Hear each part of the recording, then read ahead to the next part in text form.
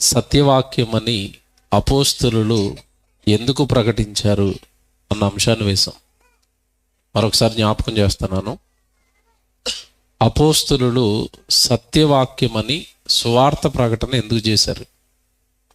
దేవుని పిల్లలారా, సహజంగా చాలామంది Bible open university India international ద్వారా జరుగుతున్న పరిచర్యను, దాని ద్వారా నిర్మించబడిన కళాశాలలు కానీ, రీసెర్చ్ సెంటర్స్ కానీ, సంఘాలు కానీ, ఎక్కువగా వారి ప్రసంగాలలో ఒక పదాన్ని వాడుతూ ఉంటారు, సత్యవాక్యము అన్న పదం. ఆ పదాన్ని అర్థం చేసుకోలేక చాలామంది విమర్శిస్తూ ఉంటారు. సత్యవాక్యం ఏంటండి? వాక్యం అంటేనే సత్యం కదా, వాక్యమే సత్యము కదా, తిరిగి మరలా సత్యవాక్యం అని చెప్పటం ఏంటి సువార్త, సత్యవాక్యం అని ప్రసంగాలు చేయటం ఏంటి అన్న ఒక అపోహ, లేదంటే ఒక అపార్థం ప్రజలలో ఉంది. నిజానికి ఈరోజు మీరు కొంచెం జాగ్రత్తగా వాక్యం వినగలిగితే, శ్రద్ధగా మీ మనసుల్లో ఉన్న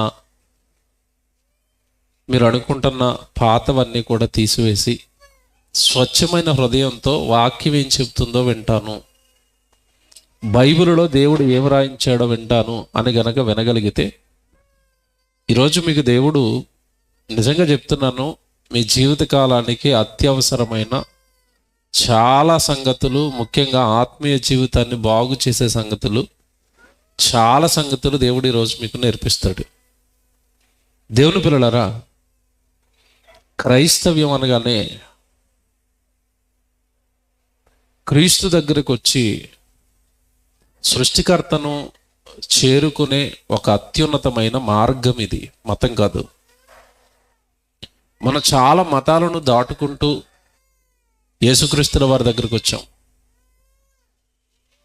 యేసుక్రీస్తుల వారి దగ్గరకు రావటం ఒక ఎత్తు అయితే, యేసుక్రీస్తుల వారిలో నిలబడటం అసలైన సంగతి. యేసుక్రీస్తుల వారు చెప్పిన మార్గంలో పరలోకాన్ని చేరుకోవటం మన ముందున్న అసలైన సవాల్.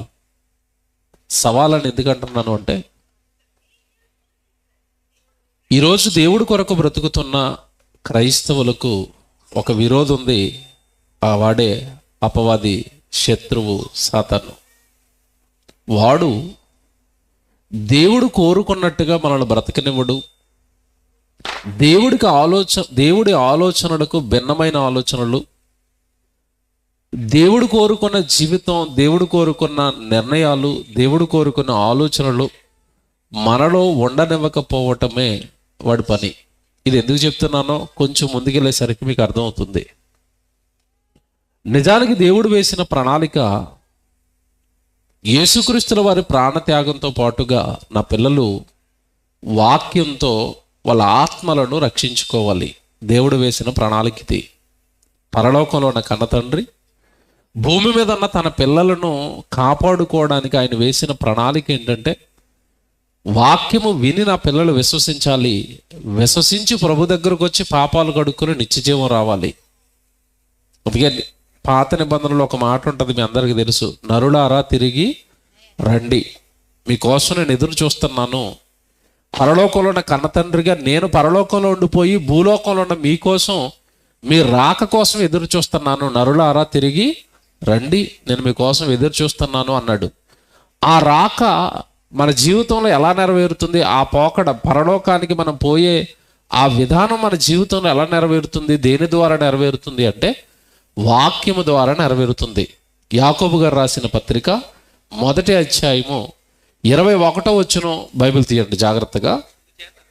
యాకోబు గారు రాసిన పత్రిక 1వ అధ్యాయము 21వ వచనంలో, అందుచేత ఇదిగో నీలో లోకంలో బ్రతుకుతున్నప్పుడు, ప్రభువులోనికి నువ్వు రానప్పుడు నీ హృదయం నిండా కల్మషం, అందుచేత సమస్త కల్మషమును వెర్రవీగుచున్న దుష్టత్వమును మాని లోపల నాటబడి మీ ఆత్మలను రక్షించుటకు శక్తి కలిగిన వాక్యం.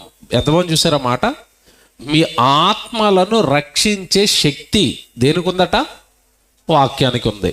అంటే ఇప్పుడు మిమ్మల్ని పరలోకానికి చేర్చేది ఏది చెప్పండి? ఇప్పుడు వాక్యం. ఆ వాక్యం పైన నీకు ఆసక్తి ఉండాలి, ఆ వాక్యం పైన నీకు ఆలోచన ఉండాలి. మరి ముఖ్యంగా అక్కడ రాయబడిన మాట ఏంటంటే లోపల నాటబడి అన్న ఒక పదం చూసారా? లోపల నాటబడి అంటే అర్థం ఏంటి? వాక్యం ఎక్కడ నాటబడాలి?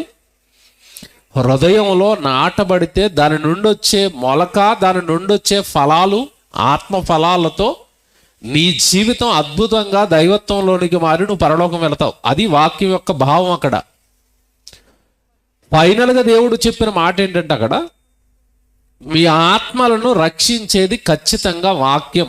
ఆత్మలను రక్షించుటకు శక్తి కలిగిన వాక్యం. కాబట్టి దేవుడు ఎప్పుడైతే ఒక ప్రణాళిక వేస్తాడో, ఒక ప్లాన్ వేస్తాడో, అపవాది ఇమీడియట్గా ప్లాన్లోకి వచ్చేసి దేవుడు వేసిన ప్రణాళికను, దేవుడు వేసిన ఆ మార్గాన్ని చెరిపేయటమే అపవాది యొక్క ప్రధాన లక్షణం. పండు తినొద్దు అని ఆదామవ్వలతో అన్నాడు. అది వచ్చి ఏం చేసింది? పండు తినిపించింది. జాగ్రత్తగా వినాలి, పండు తినిపించింది. బైబిల్ అంతా మీరు చూడండి, తప్పిపోయిన ఏ భక్తుడైనా సరే దేవుడు చెయ్యొద్దు అన్న పని వాడితో చేయించి దేవుడికి విరుద్ధంగా మనుషులు మారుస్తుంది. అప్పటి వరకు దావీదు అంటే నాకు చాలా ఇష్టం, గొప్పవాడు అన్నది సాతాను చిన్న మాయ చేసి వ్యభిచారం ఆయనతో చేయించి దేవుడికి దావీదుని ఏం చేసింది? విరోధిగా మార్చేసింది.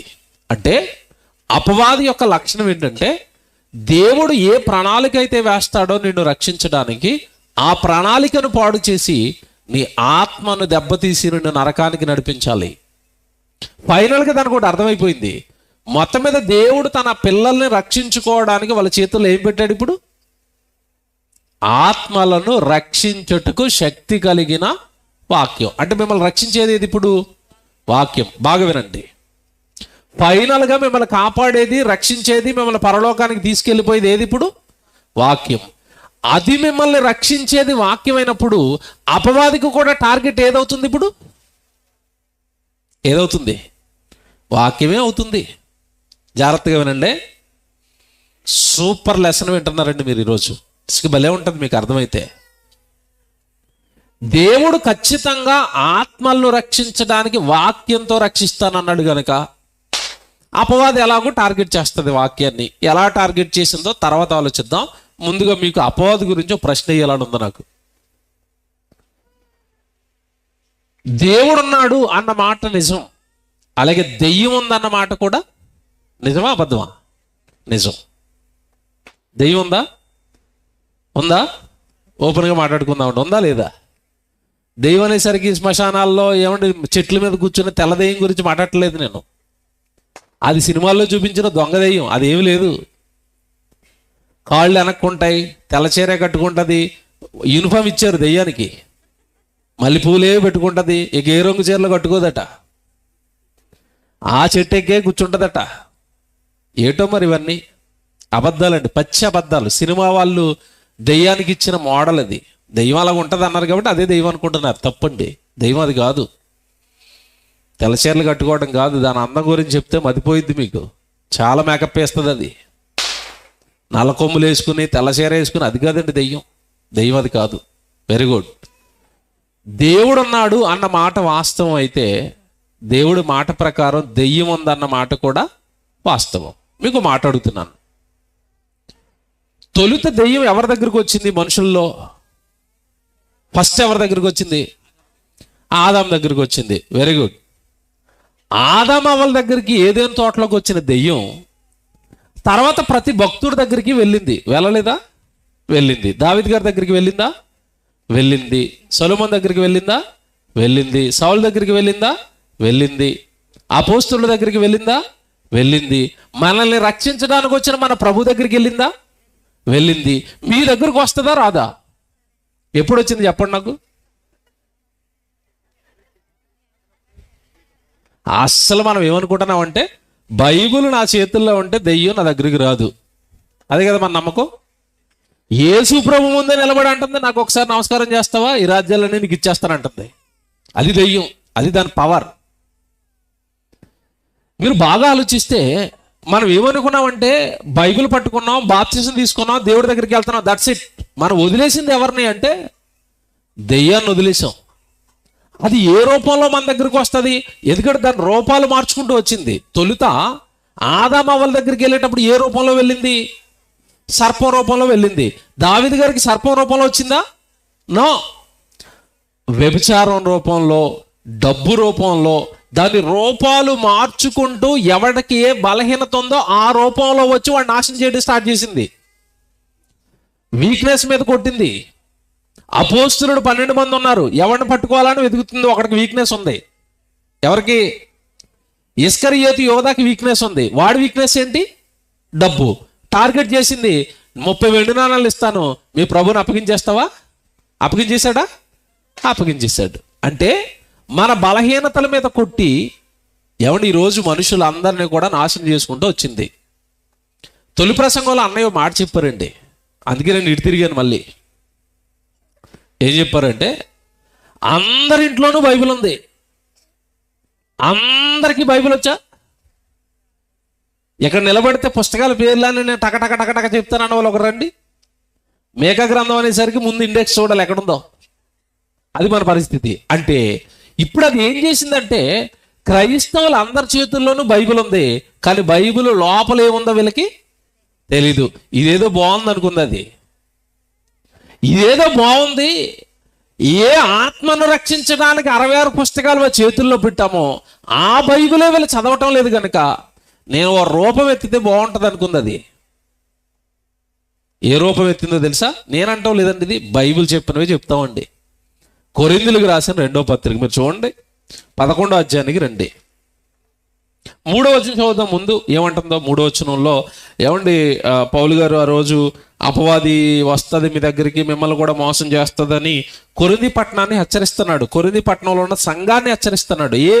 ఏ రూపంలో వస్తుందని ఆయన హింటిస్తున్నాడో మీరు 3వ వచనం చూడండి. సర్పము తన కుయుక్తి చేత హవ్వను మోసపరిచినట్లు మీ మనస్సులను చెరపబడి క్రీస్తు ఎడలనున్న సరళత నుండి, పవిత్రత నుండి ఎట్లైనను తొలగిపోవునేమో. ఇదిగో అది మీ దగ్గరకు వచ్చి మీ మనస్సులను పాడు చేస్తుంది. అంటే మన దగ్గరకు కూడా అపవాదం వస్తుందా? ఇప్పుడు వస్తుంది. వచ్చి ఏం పాడు చేస్తుందట? మనస్సులను పాడు చేస్తుంది అని చెప్పాడు. దీనికి వేసిన టైటిల్కి ఏంటి సంబంధం అనుకున్నారేమో. కరెక్ట్గా 5-10 నిమిషాలు వచ్చేస్తాను అక్కడికి. ఇది అర్థమైతేనే అలా అసలు అపోస్తులుడు సత్యవాక్యం అన్న ప్రకటన ఎందుకు ఎత్తుకున్నారో మీకు అర్థమవుతుంది. సంబంధం లేకుండా ఏది మాట్లాడినాను నేను. కొంచెం ఓపికగా మీరు వింటే, అపవాది అందరినీ మోసపుచ్చుకుంటూ వచ్చింది ఆదాము దగ్గర నుంచి. క్రైస్తవ్యమా, సంఘమా, కొరింథీ పట్టణంలో ఉన్న సంఘమా, నేడున్న సార్వత్రిక దేవుని సంఘమా, మిమ్మల్ని కూడా మోసం చేయడానికి అది వస్తుంది అన్నాడు. ఈ అధ్యాయం అంతా అదే చెప్తాడు. దాని మోసాలు చెప్తాడు, తన కుయుక్తులు చెప్తాడు. నిజంగా పౌలు గారు కానీ అపోస్తులులు కానీ ఒక పక్క దేవుడి గురించి ఎంత బాగా ప్రకటించారో, సాతాను యొక్క తంత్రాలను కూడా సంఘానికి అంతే బాగా నేర్పించారు.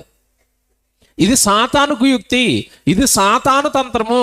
మీరు దేవుడిలో ఎంత భక్తిగా ఉన్నా సాతాను యొక్క కుయుక్తులు కనుక మీకు తెలియకపోతే మీ విశ్వాస జీవితం అనేది పాడైపోతుంది. చాలా మంది పోగొట్టుకున్నారు. భక్తులు, బైబిల్లో జ్ఞానులుగా పిలవబడిన వారు సైతం దాని తంత్రాలకు బలైపోయారని ఆ అనుభవాలన్నీ దృష్టిలో పెట్టుకున్న అపోస్తులు సంఘానికి అపవాదిని పట్టించడం ప్రారంభించారు. అందులో ఒక భాగమే ఇప్పుడు మనం చదువుకుంటున్న 11వ అధ్యాయం. ఆ 3వ వచనం చదివారు. ఆ 3వ వచనం తర్వాత మీరు నెమ్మదిగా 4వ వచనం చదివారు కదా. 4వ వచనం చదివారా?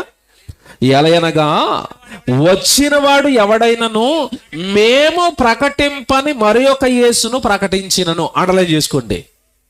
వచ్చిన వాడు ఎవడైనను, 4వ వచనంలో ఏమంటున్నాడు? వచ్చిన వాడు ఎవడైనను. ప్రారంభం 3వ వచనంలో ఏమన్నాడు? అపవాది మిమ్మల్ని మోసపుచ్చుతుంది అన్నాడు కదా.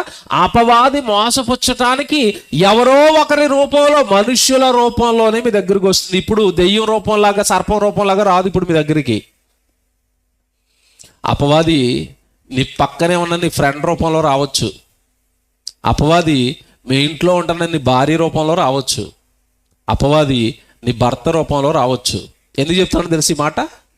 యేసుప్రభు అంటున్నాడు, నేను యెరూషలేముకి వెళ్ళిపోతాను, శాస్త్రుల చేతను పెద్దల చేతను హింసలు పొందుతాను, నన్ను అక్కడ చంపేస్తారు, నన్ను సమాధి చేస్తారు, నేను తిరిగి లేచిపోతాను అంటున్నాడు. శిష్యులకు చెప్తున్నాడు. అందులో ఇమీడియట్గా ఒక ఆయన రియాక్ట్ అయిపోయాడు. ఎవరు?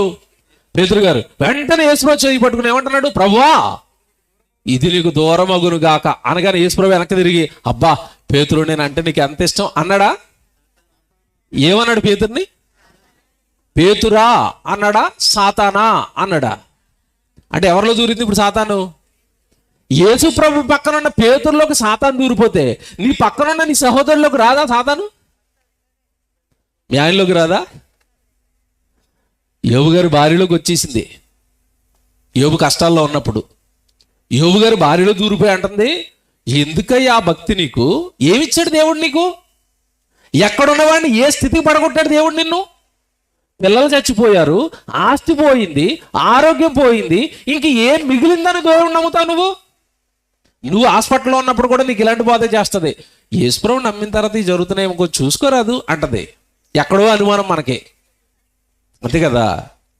ఆ గుడికి వెళ్ళిన తర్వాత ఇలాంటివి జరుగుతున్నాయి కదా. యాక్సిడెంట్ గుడికి వెళ్ళిన తర్వాత జరిగిందా? ఈ మధ్యకాలంలో ఏదో పెద్ద సభకి వెళ్ళి వచ్చావా 4 రోజులు వాక్యం నేర్చుకోవడానికి? అదిగో నాకు అర్థమైంది, ఆ సభకి వెళ్ళినందుకే నీకు ఇలాంటి ప్రమాదం జరిగింది. అప్పుడు నీకు ఎలాగుంటుంది? ఎక్కడో లేనిపోని అనుమానం లోపల. సేమ్ కండిషన్లో యోబు ఉన్నాడు. కరెక్ట్గా దొరికాడు రా, బలహీనతలో కష్టంలో ఉన్నాడని యోబు భార్యలో దూరిపోయి అంటుంది, దేవుడు ఏమిచ్చాడని నమ్ముతావయ్యా నువ్వు దేవుడిని? అంటే అంతకుముందు సకల సౌకర్యాలు అనుభవించినప్పుడు దేవుడు చేసిన మేలులు జ్ఞాపకం లేవు.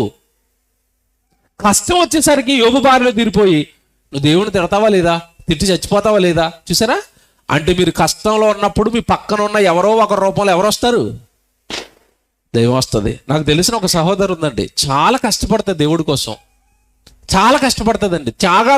చాలా త్యాగాలు చేస్తుంది దేవుడి కోసం. ఒక అన్ని కుటుంబంలో నుంచి వచ్చింది.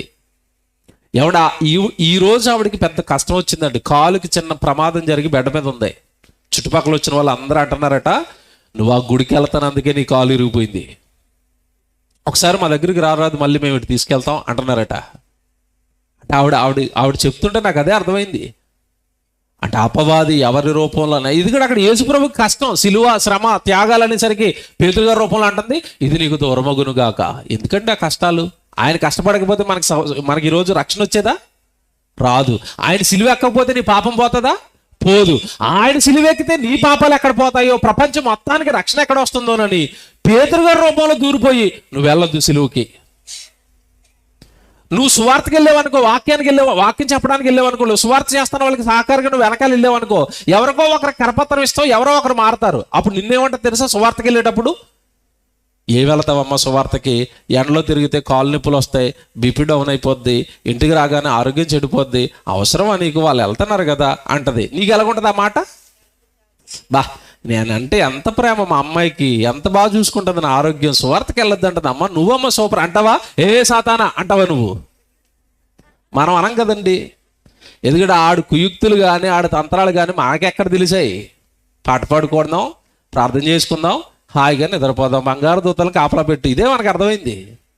ఆడెక్కడ అర్థమయ్యాడు మనకి? బాగా వాడు అర్థమైంది అపోస్తులుకండి. చెప్తాను ఇప్పుడు, జాగ్రత్తగా రాసుకోండి.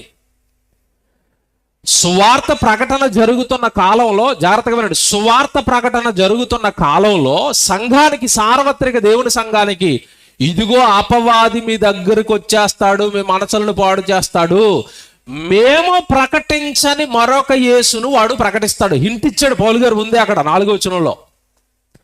మేము ప్రకటించని మరొక యేసును ప్రకటిస్తాడు. అండర్లైన్ చేసుకోండి. అసలు వీళ్ళు ప్రకటించిన యేసు ఏంటి, అపవాది దిగి వాడు ప్రకటిస్తున్న యేసు ఏంటో పట్టిస్తాను ఈరోజు బైబిల్లో నుంచి. బాగా రాసుకోండి ఇవన్నీ. ఇదిగో మేము ఒక యేసును ప్రకటించాం, మేము యేసు పేరట ఒక బోధన మీ దగ్గరికి తెచ్చాం, యేసు పేరట ఒక సువార్తను మీ దగ్గరికి తెచ్చాం, వాడు దాన్ని చెరిపేస్తాడు, వాడు కూడా దింపాడు వాడు మనుషుల్ని అన్నాడు.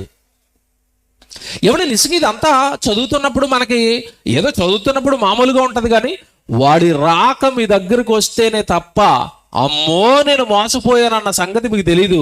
కొంతమంది ఆ మోసాన్ని కూడా గుర్తించలేని వాళ్ళు ఆ మోసంలో ముసుగులో ఉండిపోయారంటే అంతిమంగా మనం తేలేది ఎక్కడో తెలుసండి, చనిపోయిన తర్వాత పాతాళంలో. ఎంత ప్రమాదంలో మనం చూసారా? మనకి తెలియకుండానే మన చుట్టుపక్కల ఎవరున్నారు ఇప్పుడు? అపవాది దింపాడు వాడు మనుషులని, అపవాది దింపాడు. ఇది ఒక్కటి మనసులో పెట్టుకోండి. మీరు తర్వాత ఇంటికి వెళ్ళిన తర్వాత, ఎందుకంటే ఇవన్నీ వివరించాలంటే నాకు టైం అయిపోద్ది, మీరు ఇదే అధ్యాయంలో వాడు దిగుతాడు అని బైబిల్లో ఉంది. ఏమంటే నిజానికి ఈ పదం చదివించినా చాలా మంది బాధపడుతున్నారండి. ఎందుకంటే బైబిల్లో ఉన్నాయి చదివించినా బాధపడుతున్నారు, ఏం చేయాలో అర్థం కావటం లేదు. అలా మీరు 13వ వచనానికి వచ్చేసరికి వాడు ఎలా వస్తాడో మన దగ్గరికి చెప్తున్నాడు. వాడు ఎలాగొస్తాడు మన దగ్గరికి? అపవాది ఎలాంటి వేషంతో క్రైస్తవ్యం దగ్గరికి వస్తాడు, క్రైస్తవుల దగ్గరికి వస్తాడు, ఎలా మనల్ని మోసం చేస్తాడో 13వ వచనంలో చెప్పేశాడు. ఎలయనగా వచ్చిన వాడు ఎవడైనను మేము ప్రకటింపని మరొక యేసును ప్రకటించిన ఎడల అన్నాడు కదా. వాడు వీళ్ళు ప్రకటించని, అపోస్తులు ప్రకటించని మరొక యేసును ప్రకటించడానికి దేవుడు ఎలాగైతే సేవకులను నియమించుకున్నాడో, దేవుడు ఎలాగైతే బోధకులను నియమించుకున్నాడో, వేదిక మీద ఉన్నారు చూశారు సేవకులు, వీళ్ళు ఎలాగైతే దేవుడు పక్షాన ఈరోజు మీకు సేవ చేసి సత్యాలు చెబుతున్నారో, వాడు కూడా ఇదిగో వేదిక మీద సేవకులు ఎలాగైతే దేవుడు నియమించుకున్నాడో అలా వాడు కూడా ఒక టీమును నియమించుకున్నాడు. వాడి టీము గురించి కొండ బద్దలు కొట్టేశాడు 2000 సంవత్సరాల క్రితం పౌలు గారు. ఇక్కడ ఎవరయ్యా వాడు, ఏ రూపంలోనయ్యా క్రైస్తవుల దగ్గరికి వస్తారంటే అంటున్నాడు ఇక్కడ 13వ వచనంలో. మీరు చూడండి జాగ్రత్తగా. ఎలయనగా అట్టి వారు క్రీస్తు యొక్క అపోస్తుల వేషము ధరించుకున్న వారై. బాగా వినండి, ఆగండి. ఒక గ్రూప్ చెప్పాడండి. వీళ్ళు ఎవరట, ఎలా వస్తారట మన దగ్గరికి? క్రీస్తు యొక్క అపోస్తుల వేషము వేసుకున్నారా నిజంగా అపోస్తులులా? అప్పుడప్పుడు జాతరలో చూడండి, పులి వేషం వేసుకుని ఒకడు ఆడుతూ ఉంటాడు. పులా మనిషా? మనిషే. ఏ వేషం వేశాడు? పులి వేషం వేశాడు. ఇప్పుడు మన దగ్గరికి అపవాదిగాడు పంపించేటప్పుడు వాడు పని వారిని మనం గుర్తుపట్టకుండా వాడి పని వారికి ఎవరు వేషం వేశాడట? నువ్వు చూడగానే ఏమనుకుంటావు? అపోస్తులుడు. సరే, అలా మోసపోయాం అంటే ఇందులో దొంగ అపోస్తులు కూడా ఉన్నారు ఇప్పుడు క్రైస్తవ్యంలో. నేను అంటాం లేదండి, అది బైబిల్ అన్న మాట అండి. చూడండి కింద ఎంత బాగా చెప్తాడు అంటే, దొంగ అపోస్తులను మోసగాండ్రకు పనివారునై ఉన్నారు. ఇంతకీ మోసగాడు ఎవరు? మోసగాడు ఎవరంటే మళ్ళీ మోసం చేసేది ఎవరు? అపవాది. వాడి పని వాళ్ళు అపోస్తుల వేషంలో ఉన్నారట. ఏం చెప్పాడండి?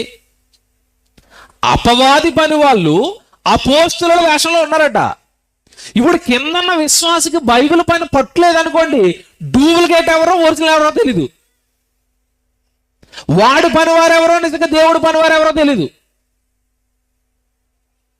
ఏమన్నా నిజంగా నేను యానివర్సరీ అని అన్నయ్య ఫోన్ చేయగానే మాట అడిగాను, అన్నయ్య నేను ఈ ప్రసంగం చెప్పాలనుకుంటున్నాను, చెప్పొచ్చా అంటే అన్నయ్య అన్నారు, అందరూ మన క్రైస్తవులేనన్నా, అందరి చేతుల్లో బైబిల్ ఉంటుంది, నువ్వేం చెప్పినా వాళ్ళు స్వీకరిస్తారు అని అన్న ధైర్యం ఇచ్చాడు కనుక ఈ ప్రసంగం చేస్తున్నానండి.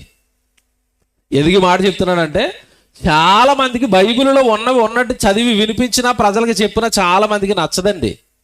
ఉన్నది చెప్పకూడదు. దేవుడు మిమ్మల్ని దీవిస్తాడు. ఎప్పుడు ఏమండి బర్త్డేకి అదే ప్రసంగం దేవుడు దీవిస్తాడు. చచ్చిపోయి ఏమండి అది ఏమంటారు దాన్ని, జ్ఞాపకార్థ గుడి కడతారు, అక్కడ కూడా దేవుడు దీవిస్తాడనే చెప్పాలి. ఆరాధనలో దేవుడు దీవిస్తాడు, సభలు పెట్టినా దేవుడు దీవిస్తాడు. ఇక శాపాలు ఇవ్వడేడు దేవుడు, కొట్టడేడు దేవుడు, తిట్టడేడు దేవుడు. సరిగా లేకపోతే మనం అలవాటు అయిపోయాం దానికి మనం. కనుక కొన్ని నిజాలు సత్యాలు సమాజంలోకి వచ్చేసరికి చాలా మంది క్రైస్తవులు బాధపడుతున్నారండి. నాకు తెలిసి ప్రాంగణంలో ఉన్న ఎవరు బాధపడరని నేను అనుకుంటున్నాను. బాధపడే వాళ్ళు ఉంటే ఒకసారి చేయలేపండి. ఎవరు లేరు కదా, దేవుడికి స్తోత్రం. మంచోళ్ళండి మీరు, మంచోళ్ళు కనుక మీకు నిజాలన్నీ చెప్పి వెళ్ళిపోతాను. మళ్ళీ ఎప్పుడు వస్తానో తెలియదు, మళ్ళీ పిలుస్తారో లేదో తెలియదు, మళ్ళీ మీరు దొరుకుతారో లేదో తెలియదు. దేవుడు నాకు ఇచ్చిన సమయంలో ఖచ్చితంగా నిజాలు, బైబిల్లో దేవుడు రాయించిన కొన్ని నిజాలు చెప్పి వెళ్ళిపోతానండి. ఎందుకంటే ఈరోజు సంఘం యానివర్సరీ అనేసరికి టైటిల్ వేసానండి నేను. ఎందుకు వేసానో తెలుసా? బైబిల్లో సంఘానికి దేవుడిచ్చిన ఖ్యాతి ఏంటో తెలుసండి, సంఘానికి దేవుడిచ్చిన విలువ ఏంటో తెలుసా? సంఘము సత్యానికి స్తంభం, సత్యానికి ఆధారం అని రాసేశాడు. అంటే ప్రపంచం మొత్తానికి సత్యం ఎక్కడ దొరుకుతుందా అంటే ఎక్కడ దొరుకుతుంది? సంఘంలో దొరుకుతుంది. వైద్యం ఎక్కడ దొరుకుతుంది? Hello hello right. దేవుడికి స్తోత్రం. త్వరగా వచ్చిందండి. ఎక్కడున్నావు చెప్పండి. సంఘం సత్యానికి స్తంభం, సత్యానికి ఆధారం. అంటే సత్యం కావాలంటే ప్రజలు ఎక్కడికి వెళ్ళాలి? సంఘం దగ్గరికి వెళ్ళాలి. వైద్యం కావాలంటే ఎక్కడికి వెళ్ళాలి? హాస్పిటల్కి వెళ్ళాలి కదా. చదువు కావాలంటే ఎక్కడికి వెళ్ళాలి? స్కూల్కి వెళ్ళాలి. సత్యం కావాలంటే ఎక్కడికి వెళ్ళాలి? సంఘానికి వెళ్ళాలి. ఇప్పుడు ఆ సంఘమే అసత్యంగా మారిపోయింది అనుకోండి, ప్రజలు ఎక్కడికి వెళ్తారు ఇక? కనుక సంఘం యానివర్సరీ అనేసరికి నేను ఓ మాట చెప్పాను. అమ్మా, సంఘం అనేది సత్యాన్ని స్థాపించటానికి, ప్రభు చెప్పిన సత్యాన్ని ప్రజల మధ్యలో ఉంచే ఒక దీపస్తంభం కనుక అపోస్తలులు చేశారు తొలి శతాబ్దంలో ఈ పోరాటం. ఆ పోరాటం గురించి చెప్పడానికి టైటిల్ అండి. అపవాది నెమ్మదిగా వాడి పరివారును దింపిన తర్వాత ఏమైపోయిందో తెలుసా? కొరింథీయులకు రాసిన 2వ పత్రిక. అపవాది వాడి పరివారాన్ని దింపి సువార్తను ఎలా పాడు చేసిందో కొరింథీయులకు రాసిన 2వ పత్రిక మీరు చూడండి అందరూ. కొరింథీయులకు రాసిన 2వ పత్రిక 2వ అధ్యాయం 17వ వచనం చూడండి. కొరింథీయులకు రాసిన 2వ పత్రిక 2వ అధ్యాయము 17వ వచనం. కావున ఇట్టి సంగతులకు చాలినవాడు ఎవడు? మేము దేవుని వాక్యమును కలిపి చెరిపెడి అనేకుల వలె ఉండక. బాగా వినండి, బాగా వినాలి, ఇది అసలు పాయింట్. ఇదే పత్రిక 11వ అధ్యాయానికి వెళ్ళేసరికి అన్నాడు, అపవాది మోసపుచ్చుతుంది, మీ దగ్గరికి వాడు పనివారిని దింపింది అన్నాడు. ఈ 2వ అధ్యాయం ప్రారంభంలోనే 17వ వచనంలో వాళ్ళకి ఏం చెప్తున్నాడు? సంఘానికి, మేము దేవుని వాక్యమును కలిపి చెరిపెడి అనేకుల వలె ఉండక. బాగా వినాలి, మేము దేవుని వాక్యమును కలిపి చెరిపేశారట. ఆ కలిపి చెరిపిన వాళ్ళు ఎంతమంది వచ్చారట? అనేకుల వలె ఉండక అన్నాడు. అంటే బాగా వినండి, యేసుక్రీస్తుల వారు ఈ భూమి మీద బ్రతికిన కాలం మీకు తెలియదు కదండి. 33.5 సంవత్సరాలు బ్రతికారండి. 33.5 సంవత్సరాలు బ్రతికితే 30 ఏళ్లకు సుమారుగా 68-70 ఆ సంవత్సరాలు వచ్చేసరికి యేసుక్రీస్తుల వారు చెప్పిన సువార్తను చెరిపి, లేదా అపోస్తలులు చెప్పిన వాక్యాన్ని చెరిపి కలిపేవారు ఎంతమంది వచ్చారట? అనేకులు వచ్చేసారట. మేము వారి వలె ఉండక అన్నాడు. ఇప్పుడు మీరు జాగ్రత్తగా పట్టుకోవాలి ఇప్పుడు విషయాన్ని. ప్రారంభంలో ఒక వచనం చదివించాను మీతో. ఏంటి? వాక్యము ఏమండి? ఆత్మలను రక్షించుటకు శక్తి కలిగిన వాక్యం. అంటే మీ ఆత్మను రక్షించేది ఏది? ఇప్పుడు వాక్యం. ఇప్పుడు ఆ వాక్యాన్ని తొలి శతాబ్దంలోనే అపవాది తన పని వాళ్ళని దింపి ఏం చేసింది? కలిపి చెరిపేసింది. మీ దగ్గరికి రోజు పాలైన వస్తాడు పాలేయడానికి. ఓ రోజు చిక్కటి పాలు వేస్తాడు. మొదటి రోజు మీరు ఏమనుకుంటారు? పాలు చూసి, బా మంచి పాలేసి ఆయన పట్టుకున్నామండి, చిక్కటి పాలు వేస్తున్నాడు అని అంటాడు. ఆ చిక్కటి పాలు 2 రోజులు వేసిన తర్వాత 3వ రోజు నీళ్ళు వేస్తాడు అందులో. మీకు తెలుస్తుందా? అంటే చిక్కటి పాలను నీళ్ళేసి పాలను ఏం చేశాడు? చెరిపేశాడు. ఎవరు పట్టుకుంటారు తెలుసా? చాలా తెలివైన వాళ్ళు ఉంటారండి స్త్రీలు. ఏ రోజు నీళ్ళు కలిపాడో ఆ రోజు పట్టేస్తారు వాళ్ళు. ఎలా పడతారు తెలుసా? టీ పెట్టినప్పుడు ఉత్తుపాలతో తాగుతున్నప్పుడు కాస్త పలచగా, ఏమంటే ఉత్తుపాలు నీళ్లు కలిపిన పాలు ఈ రెండింటికి తేడా ఏంటో తెలుసా? చిక్కటి పాలు అంటే ఎంత వేడి చేసినా తాగుతుంటే నోరు కాలదు. నీళ్లు కలిపేసిన పాలు కొంచెం వేడి చేసిన మూతకాడ పెట్టుకొని మూత కాలిపోద్ది. అప్పుడు పట్టేస్తుంది ఈవిడ. ఇందులో ఏం కలిపేశాడు? అమ్మో ఈడు మోసగాడు ఈరోజు నీళ్ళు కలిపేశాడు. చూసారా? అందరూ పట్టుకోలేరు వాళ్ళు. ఎవడు పాల్లో నీళ్ళు ఉన్నాయని ఎవరికి తెలుస్తుంది? తెలీదు. అలాగే తొలి శతాబ్దంలో అపవాది ఏం చేసిందంటే యేసు ప్రభు చెప్పిన సువార్తను, అపోస్తలులు చెప్పిన సువార్తను కలిపి చెరిపేసింది. ఇప్పుడు అపోస్తలుల బాధ్యత ఏంటంటే, ఇదిగో ఇది చెరపబడిన వాక్యము, ఇది సత్యవాక్యము అని చెప్పవలసిన బాధ్యత సువార్త చేయటంతో పాటు ఆత్మల్ని రక్షించడంతో పాటుగా సత్యాన్ని స్థాపించడానికి వీళ్ళు పోరాటం చేయాల్సి వచ్చిందండి తొలి శతాబ్దంలో చెప్తున్నాను నేను, ఇప్పుడు మాట కాదు. అప్పటికే అనేకులు వచ్చేసారండి. ఇప్పుడు ఎంతమంది వచ్చి ఉంటారో మీ ఆలోచనలకి విడిచిపెడుతున్నాను నేను. అప్పటికే తొలి శతాబ్దానికి అనేకులు ఉన్నారట. వాక్యాన్ని కలిపి చెరిపిన వాళ్ళు గలతీ సంఘంలోకి వచ్చారు, కొరింథీ సంఘంలోకి వచ్చారు, ఎఫెసీ సంఘంలోకి వచ్చారు, యాకోబు గారు పత్రిక రాస్తున్న సంఘంలోకి వచ్చారు. ప్రతి సంఘంలోనికి నండి యేసు ప్రభు చెప్పిన వాక్యాన్ని, సువార్తను, అపోస్తలులు చెప్పిన దాన్ని కలిపి చెరిపేసే వాళ్ళు దిగిపోయారు. ఇదిగో మేము అలా ఉండటం లేదు, మీకు విభజించి ఇది సత్యం ఇది అసత్యం అని మీకు చూపిస్తాం అని మొదలుపెట్టారు సేవ. ఏమండి, అపోస్తులు సత్యవాక్యం అని వాళ్ళు చెప్పారా అంటే ఒక మాట చూపిస్తాను. యాకోబు గారు పత్రిక రాస్తున్నాడు. ఈయన యేసుక్రీస్తుల వారికి స్వయాన తమ్ముడు, సహోదరుడు, యేసు తర్వాత పుట్టినవాడు. ఆయన పత్రిక రాశాడు, యాకోబు గారు రాసిన పత్రిక. అందులో మొదటి అధ్యాయం మీరు చూడండి, 18వ వచనంలో, మొదటి అధ్యాయం 18వ వచనంలో చూడండి ఏమంటున్నాడు. బాగా వినండి, ప్రతి పదం జాగ్రత్తగా చదవాలి. బైబిల్లో ప్రతి పదం జాగ్రత్తగా చదవాలి. యాకోబు గారు రాసిన పత్రిక మొదటి అధ్యాయం 18వ వచనం. ఆయన తాను సృష్టించిన వాటిలో మనము ప్రథమ ఫలముగా ఉండునట్లు. ఆ పదం అండర్లైన్ చేయండి. ఏమన్నా చెప్పండి మీ బైబిల్లో. సత్యవాక్యము అని నా బైబిల్లో ఉంది అనవలు ఒక్కసారి దయచేసి చేయలేపండి. ఎవరు చెప్తున్నారండి ఇది? వెరీ గుడ్, థ్యాంక్ యూ అండి. దింపండి.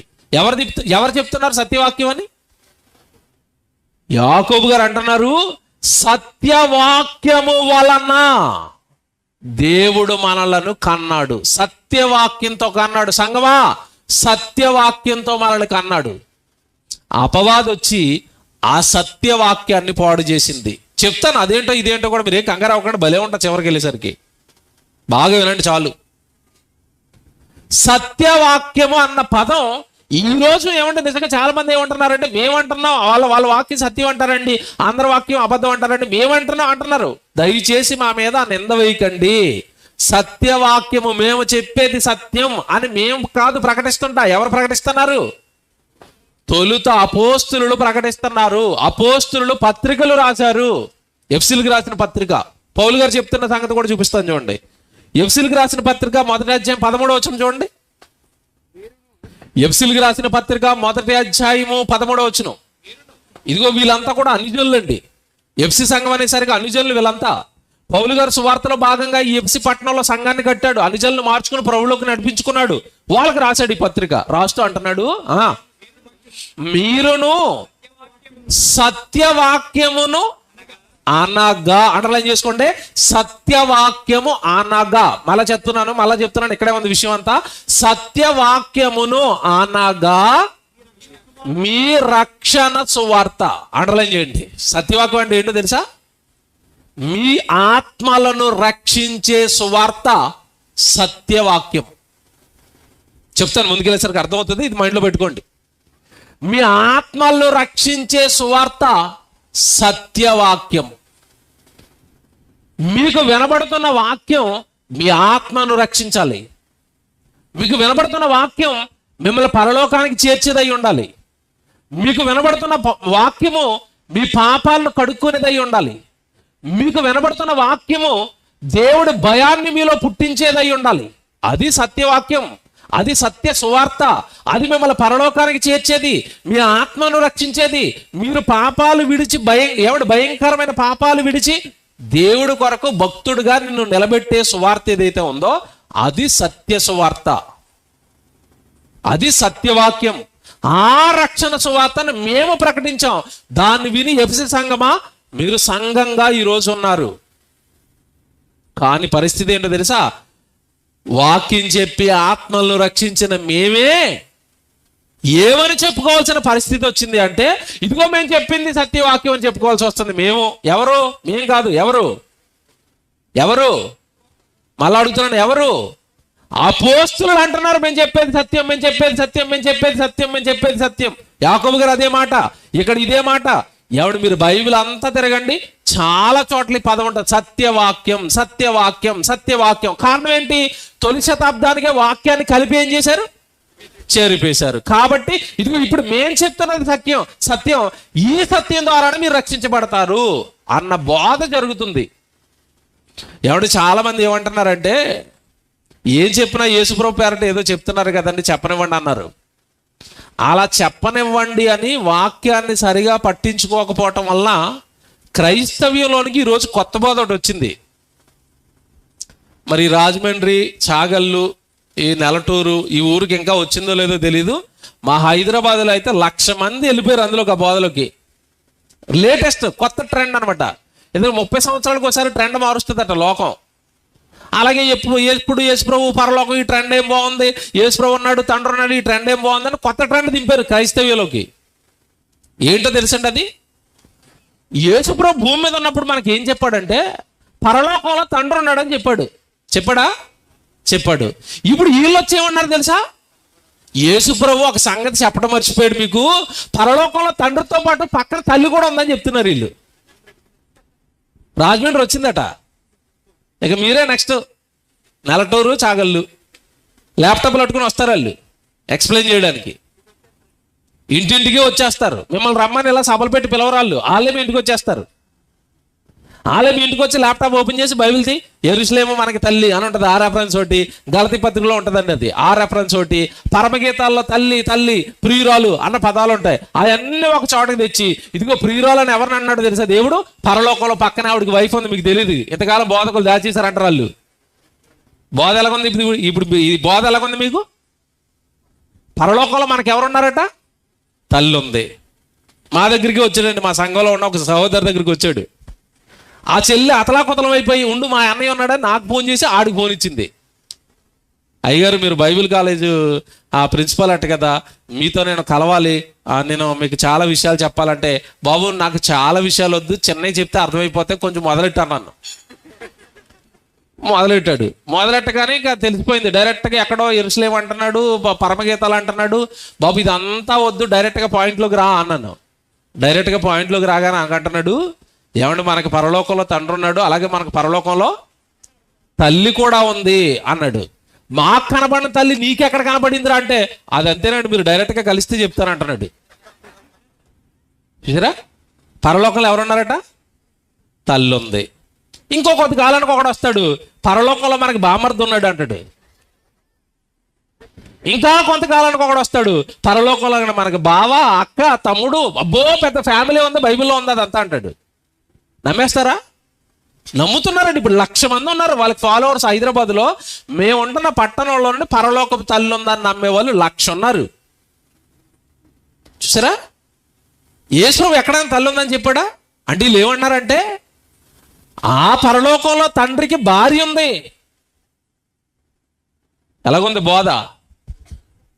నేను అడిగాను వాడికి డైరెక్ట్గా, బాబు పరలోకంలో తల్లి ఉంది అంటున్నావు కదా, మనకేమన్నా బామర్ది వీళ్ళు కూడా ఉన్నారేమో చూడరాదు అన్నాను. వాడు కోపం వచ్చింది. కోపం రాగానే వాడికి చరిత్ర అంతా చెప్పానండి. నీ బోధ ఎక్కడ పుట్టిందో, నీ బోధ మూలాలన్నీ నాకు తెలుసు. మీ బోధ ఉత్తర కొరియాలో పుట్టింది. ఆన్సాంగ్ హాంగ్ మీ యేసుప్రభు, ఆవిడ పక్కనే ఉన్న జాంగిల్జా మీ తల్లి, మీ చరిత్ర మొత్తం నాకు తెలుసు, అక్కడే ఉండి వస్తున్నాడు అన్నాను.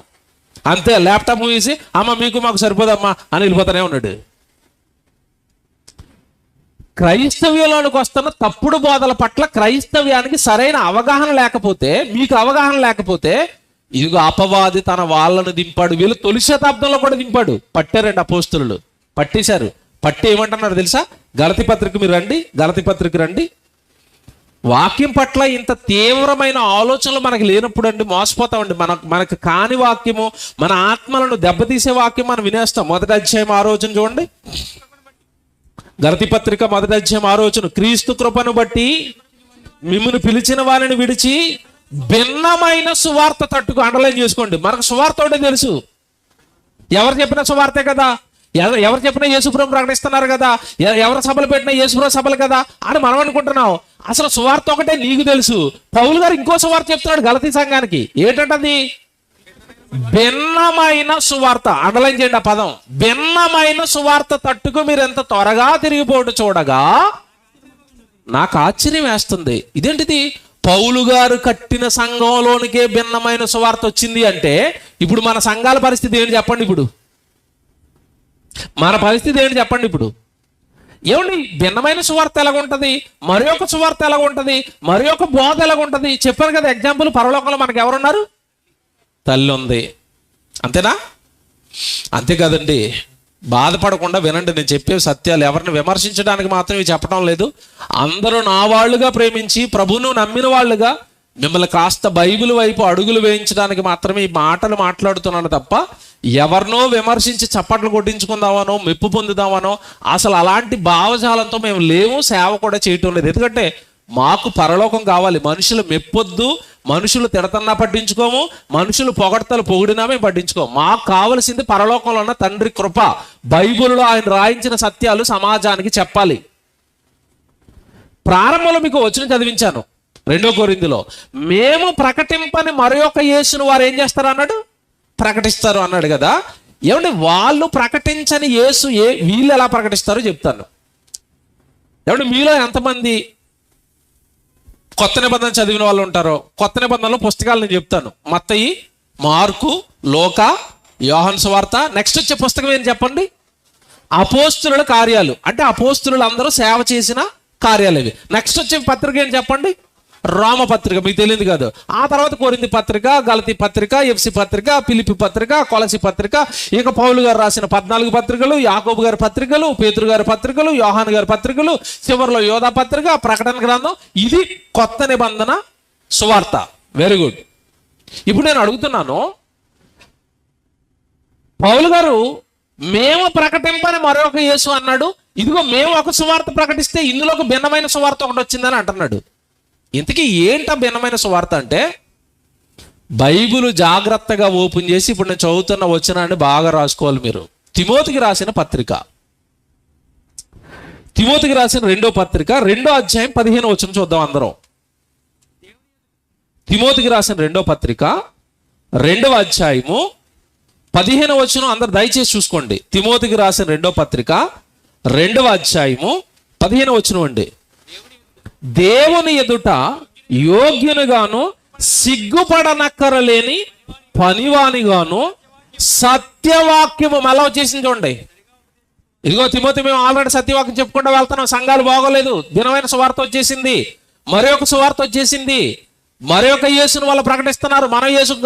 మనం చెప్పిన యేసుప్రభు మాటలు కాకుండా యేసుప్రభు పేరట మరొక మాటలు చెప్తున్నారు వాళ్ళు. కనుక నువ్వేం చేయాలి అంటే సత్యవాక్యమును సరిగా ఉపదేశించాలి. ఏ వాక్యాన్ని ఉపదేశించాలట? ఎందుకు సత్యవాక్యం సత్యవాక్యం సత్యవాక్యం ఇన్నిసార్లు చెప్తున్నారు ఏంటంటే అపోస్తులు? సత్యవాక్యమును సరిగా ఉపదేశించువానిగాను అని అక్కడ పుట్నోట్లో 3 అని నెంబర్ ఉంటుంది చూడండి, ఉందా? ఆ 3 నెంబర్ దగ్గర కింద పుట్నోట్లో ఏమని రాస్తుంది చూడండి, సరిగా విభజించండి. సత్యవాక్యమేదో అబద్ధపు వాక్యమేదో విభజించు తిమోతి, విభజించు. ఇది సత్యం, ఇది అబద్ధం అని విడగొట్టు చెప్పు దయచేసి తిమోతి. సంఘాలు పాడైపోయాయి, సంఘాలలోనికి భిన్నమైన సువార్త వచ్చింది. సత్యవాక్యాన్ని పాడు చేశారు, యేసు చెప్పిన సువార్తను నాశనం చేశారు. అపోస్తలుగా మేము పడిన కష్టం అంతా వృధా చేస్తున్నారు. వీళ్ళు మరొక సువార్త పట్టుకుని వచ్చేసారు. నువ్వు దయచేసి సంఘపు దూతగా, ఎఫెసీ సంఘానికి దూతగా, ఆ ఎఫెసీ సంఘానికి నువ్వు వెళుతున్నప్పుడు అల్లా ఎఫెసీ సంఘానికి దయచేసి చెప్పు, సత్యవాక్యం అంటే ఏంటో విడగొట్టు, విభజన రావాలి. ఇది అబద్ధం, ఇది నిజం అని వాక్యాన్ని విడగొట్టుకునే శక్తి క్రైస్తవుడికి ఉండాలి. మళ్ళా చెప్తున్నాను రాసుకోండి. నువ్వు ప్రసంగం వింటున్నప్పుడు ఇది సత్యవాక్యం, ఇది మరి ఒక సువార్త, యేసు చెప్పలేదు ఈ మాట అని విడగొట్టగొనగలిగే శక్తి కనుక నువ్వు సంపాదించలేదా, నీ ఆత్మ ప్రమాదంలో ఉన్నట్టే. అందుకే ఈ బైబిల్ రీసెర్చ్ సెంటర్లు, ఇందుకే ఈ సెమినార్లు, ఇందుకే ఈ బైబిల్ తరగతులు ఉచితంగా వాళ్ళ కష్టార్జితానండి. ఇక్కడ కూర్చున్న రీసెర్చ్ సెంటర్ కానీ, ఇదిగో వేదిక మీద ఉన్న దైవజనులు కానీ, వీళ్ళందరూ సెమినార్లు పెట్టి మిమ్మల్ని పిలిచేది, బైబిల్ తరగతులు పెట్టి మిమ్మల్ని పిలిచేది, వీళ్ళ మోటో ఒకటే. తొలి శతాబ్దంలో సత్యవాక్యం వినిపించడానికి అపోస్తులు ఎలాగైతే పోరాటాలు చేశారో, ఈ శతాబ్దంలో బైబిల్లో ఉన్నది ఉన్నట్టుగా క్రైస్తవులకు నేర్పించాలి. అందుకు మా కష్టార్జితాన్ని పెడతాము, అందుకు మేము భోజనాలు పెడతాము, అందుకు మా కష్టార్జితంతో సభలు పెడతాము. వాళ్ళు ఎందుకు త్యాగం అయిపోతున్నారు తెలుసండి? మనకి ఈ రోజు సత్యవాక్యం వినిపించడానికి. ఇది తొలి శతాబ్దంలో అపోస్తులు చేసిన పోరాటం. ఇప్పుడు ఇక్కడికి వచ్చారు అంటున్నాడు తిమోతి, నువ్వు సంఘాలకు వెళుతున్నప్పుడు సత్యవాక్యాన్ని విడగొట్టు. ఇది అబద్ధం అని చెప్పు, ఇది నిజమని చెప్పు. ఇంతకీ ఏంటయ్యా సంఘాలలోనికి వచ్చిన అబద్ధం? ఏంటయ్యా సంఘాలలోనికి వచ్చిన అసత్యం? అది మరలా ప్రభు పేరటే వచ్చిందట, అది మేము ఎలా కనిపెట్టాలి? ఇదే కదా ఇప్పటి వరకు మీ ప్రశ్న. ఓకే, మోడీ గారు 1000 రూపాయల నోట్లు రద్దు చేశాడు ఒకప్పుడు, తెలుసు కదా మీ అందరికీ. రద్దు చేశాడా? రద్దు చేశాడు. 500 నోట్లు రద్దయిపోయా? రద్దయిపోయిన కొన్ని రోజులకి ఏ నోట్లు వచ్చాయి? 2000 నోటు, పింక్ కలర్ నోట్ వచ్చింది. ఇప్పుడు ఎక్కడ కనపట్టలేదు, వెళ్ళిపోయి ఎక్కడికో దాచేశారు అందరూ. ఈ 2000 నోటు పింక్ కలర్ నోటు వచ్చిన తొలి నాళ్ళల్లో ఎప్పుడైతే గవర్నమెంట్ పింక్ కలర్ నోటు, కొత్త నోటు 2000 నోటు వదిలిందో, ఇమీడియట్గా ఈ దొంగలు ఆ నోటుకు డూప్లికేట్ నోటు వదలలేదా? వదిలేరు. అప్పుడు ఆ డూప్లికేట్ నోట్ను అందరూ పట్టుకోలేరు. ఎవరు పట్టుకుంటారు? పట్టుకుంటే బ్యాంక్ కూడా పట్టుకుంటాడు, బాగా ట్రైనింగ్ తీసుకుని పెట్రోల్ బంక్ కూడా పట్టుకుంటాడు. ఈ దొంగ నోటు అండి చల్లదండి అంటాడు. ఒరే బాబు, అదే కలర్ కదా, అదే గాంధీ బొమ్మ కదా, అదే 2000 కదా, అదే గవర్నర్ సంతకం ఉంది కదా, ఏంటంటే మీకు తెలియదండి అది ఆ దొంగ నోటు అని అంటాడు. ఎలా దొంగ నోటు అంటే నీకు తెలియదు అది పో అంటాడు. అన్నాడా? ఆ నోటికి ఈ నోటికి ఏమైనా తేడాలు ఉన్నాయా? నాకు చెప్పండి, ఏమైనా తేడాలు ఉన్నాయా? ఉన్నాయా? సేమ్ గాంధీ గారా? సేమ్ గాంధీ గారు. సేమ్ 2000 బొమ్మ? సేమ్ 2000 బొమ్మ. సేమ్ సంతకమా? సేమ్ సంతకం. సేమ్ డిజైనా? Same design. సేమ్ కలరా? Same colour. ఏంటి తేడా అంటే, ఒరే బాబు నీకు చెప్పలేను, నువ్వు వెళ్ళిపో అంటాడు. ఎందుకు చెప్పాను తెలుసు ఇప్పుడు? ఇది ఈ భిన్నమైన సువార్తను పట్టుకోవటం కూడా అంత కష్టం, ఈజీ ఏం కాదు. అది అపోస్తలులకే బుర్ర వేడెక్కిపోయింది ఆ రోజు విడగొట్టడానికి. బాబు ఇటు దొంగోడు, ఇటు దొంగోడు, ఇటు దొంగోడు, ఇది ఒరిజినల్. విడగొట్టారు వాళ్ళు ఇలాగా. సూపర్ టెక్నిక్ కూడా చెప్తానండి మీకు, ఈజీగా మీరు విడగొట్టుకుంటారు. ఇక అందుకే కదా దేవుడు నన్ను పంపాడు, చెప్పాలి కదా. వీళ్ళు 1000 రూపాయలు ఖర్చు పెట్టారు కదా, నా సహోదరులు కదా, చెల్లెళ్ళు, అక్కలు, తమ్ముళ్ళు, అన్నలు కదా, మీకు చెప్పాలి కదా, మిమ్మల్ని నిలబెట్టాలి కదా అలా పట్టుకునేటట్టుగా. లేదంటే మీ ఆత్మ వెళ్ళిపోతుంది కదా. అది మా భారం, మా బాధ్యత. అది మా భారం, అదే మీ ఆత్మ. మరొక ఉద్దేశం మాకు ఏమి లేదండి. నేను ఎక్కడో హైదరాబాద్లో ఉన్నా, నాకేం పని చెప్పండి. నా భారం మీ ఆత్మ, నేను ఆవేశం మీ ఆత్మ, నా ఆలోచన మీ ఆత్మ. మీకు సత్యం చెబితేనే మీ ఆత్మను మీరు కాపాడుకుంటారు. తిమోతి, సత్యవాక్యాలను సరిగా విభజించాలి. ఇంతకీ సంఘాలకు వచ్చిన ప్రమాదం ఏంటని అంటున్నాడు అంటే, మీరు ఆ వచనం అలా కిందకి చదువుకుంటారండి. అందరు బైబిల్ చూడండి. తిమోతికి రాసిన 2వ పత్రిక 2వ అధ్యాయం. ఇప్పుడు మీరు 15 వచనం చదివారు కదా, అలా కిందకి 17 కూడా చదువుతాం చూడండి. 17 వచనం అందరూ అండర్లైన్ చేసుకోండి. కొరుకుడు పుండు ప్రాకినట్లుగా వారి మాటలు ప్రాకును. కొరుకుడు పుండు కంటే ప్రమాదంగా వాళ్ళ మాటలు సంఘాల్లో పాకేస్తాయట. వారిలో హోమనయ్యును, ఫిలేతును ఉన్నారు. ఇక్కడ ఆగండి. దొంగ బోధకులు సంఘంలోకి వచ్చారని చెప్పడమే కాకుండా వాళ్ళ పేరు చెప్పేస్తున్నాడు. ఈరోజు మాకు తెలుసండి కొంతమంది పేర్లు. సభాముఖంగా చెప్పాను అనుకోండి, చివరిలో నన్ను చాలా మంది తిట్టుకుంటారు. ఆయన దొంగ బోధకుడు అంటావా నువ్వు? ఆయన సేవ ఎంత, ఆయన పరిచర్య ఎంత, అసలు నీ వయసు ఎంత అంటారు నన్ను ముందు. అందుకేనండి మేము ఏటో మరి ఎంత సత్యం చెప్దామన్నా ప్రజలకు భయపడవలసిన ఆ పరిస్థితి. పౌలు గారికి ఆ భయం ఏమి లేదు. అందులో వీడున్నాడు, ఓమనైనోడు, దొంగోడాడు, ఆడు కొరుకుడు మాటలు చెప్తున్నాడు, సంఘాన్ని నాశనం చేస్తున్నాడు, మెడపట్టి తోసేయండి సంఘంలోకి బోధకు వస్తే అన్నాడు. సరే, ఎంత ధైర్యం కలిగిన బోధండి, ఎంత అధికారం కలిగిన బోధండి. ఎవరికండి భయపడేది? పౌలు గారు చూడండి ఎంత ధైర్యంగా ఉండి, ఎవరికి భయపడేది? ఆత్మను రక్షించేది తండ్రి, పరలోకం ఇచ్చేది తండ్రి. భూమి మీద మనుషులు ఎవరికండి మనం భయపడాలి? మీరు చెప్పండి. మనుషులా మన ఆత్మను రక్షిస్తారు? మనుషులా మనకు పరలోకం ఇస్తారు? మొహమాటమా? ఏమిటి బోధ చెప్పడానికి భయమా? నో. ఇవన్నీ ఉంటే అసలు బోధకుడివే కాదు. తిమోతి, ఉపదేశించు, ఖండించు, అవసరమైతే ఏమన్నాడు తెలుసా? బుద్ధి చెప్పు. ఎవడన్నా మాట అనకపోతే అది సేవకుడికి దేవుడిచ్చిన అధికారం, లైసెన్స్. ఇక్కడికి వచ్చేసరికి ఇదిగో తిమోతి, డైరెక్ట్ గా వాళ్ళ పేర్లు చెప్తున్నాను. వాళ్ళ మాటలు సంఘంలోనికి కొరుకుడు పుండు పాకునట్టుగా పాకుతున్నాయి. అందులో హోమనయ్య ఉన్నాడు, తర్వాత ఫిలేతు ఉన్నాడు. వారు పునర్తానము గతించానని చెప్పుచు, అండర్లైన్ చేయండి, వీళ్ళు బాత్ ఇచ్చారండి సంఘంలోకి. ఏం తెచ్చారట? పునర్తానము గతించనని చెప్పుచు సత్యము విషయము తప్పిపోయి కొందరి విశ్వాసులను చెరిపేస్తున్నారు. బాగా వినాలి, నా వైపు చూడాలి అందరు. ఇప్పుడు అమ్మ జాగ్రత్తగా, అమ్మో ఇది ఒక్కటి అర్థమైందంటే మీ దేవుడి స్తోత్రం, మీ ఆత్మ రక్షించబడినట్టే. వీళ్ళు సంఘంలోనికి తెచ్చిన బాధ ఏంటో తెలుసా? పునర్తానం గతించింది. మళ్ళా చెప్పండి, ఏంటి? పునర్తానం గతించింది అంటే అర్థం ఏంటో తెలుసా? చచ్చిపోయిన తర్వాత తిరిగి లేస్తాం అన్న పునాది మీద యేసు ప్రభు సంఘాన్ని కట్టాడు. అంతేనా? అపోస్తలులు కూడా వాళ్ళ పత్రికలన్నింటిలో కూడా ఏం చెప్పారు? ఇదిగో మనల్ని రక్షించడానికి వచ్చిన మన ప్రభు చనిపోయాడు, సమాధి చేయబడ్డాడు, తిరిగి లేచాడు, ఇది సువార్త.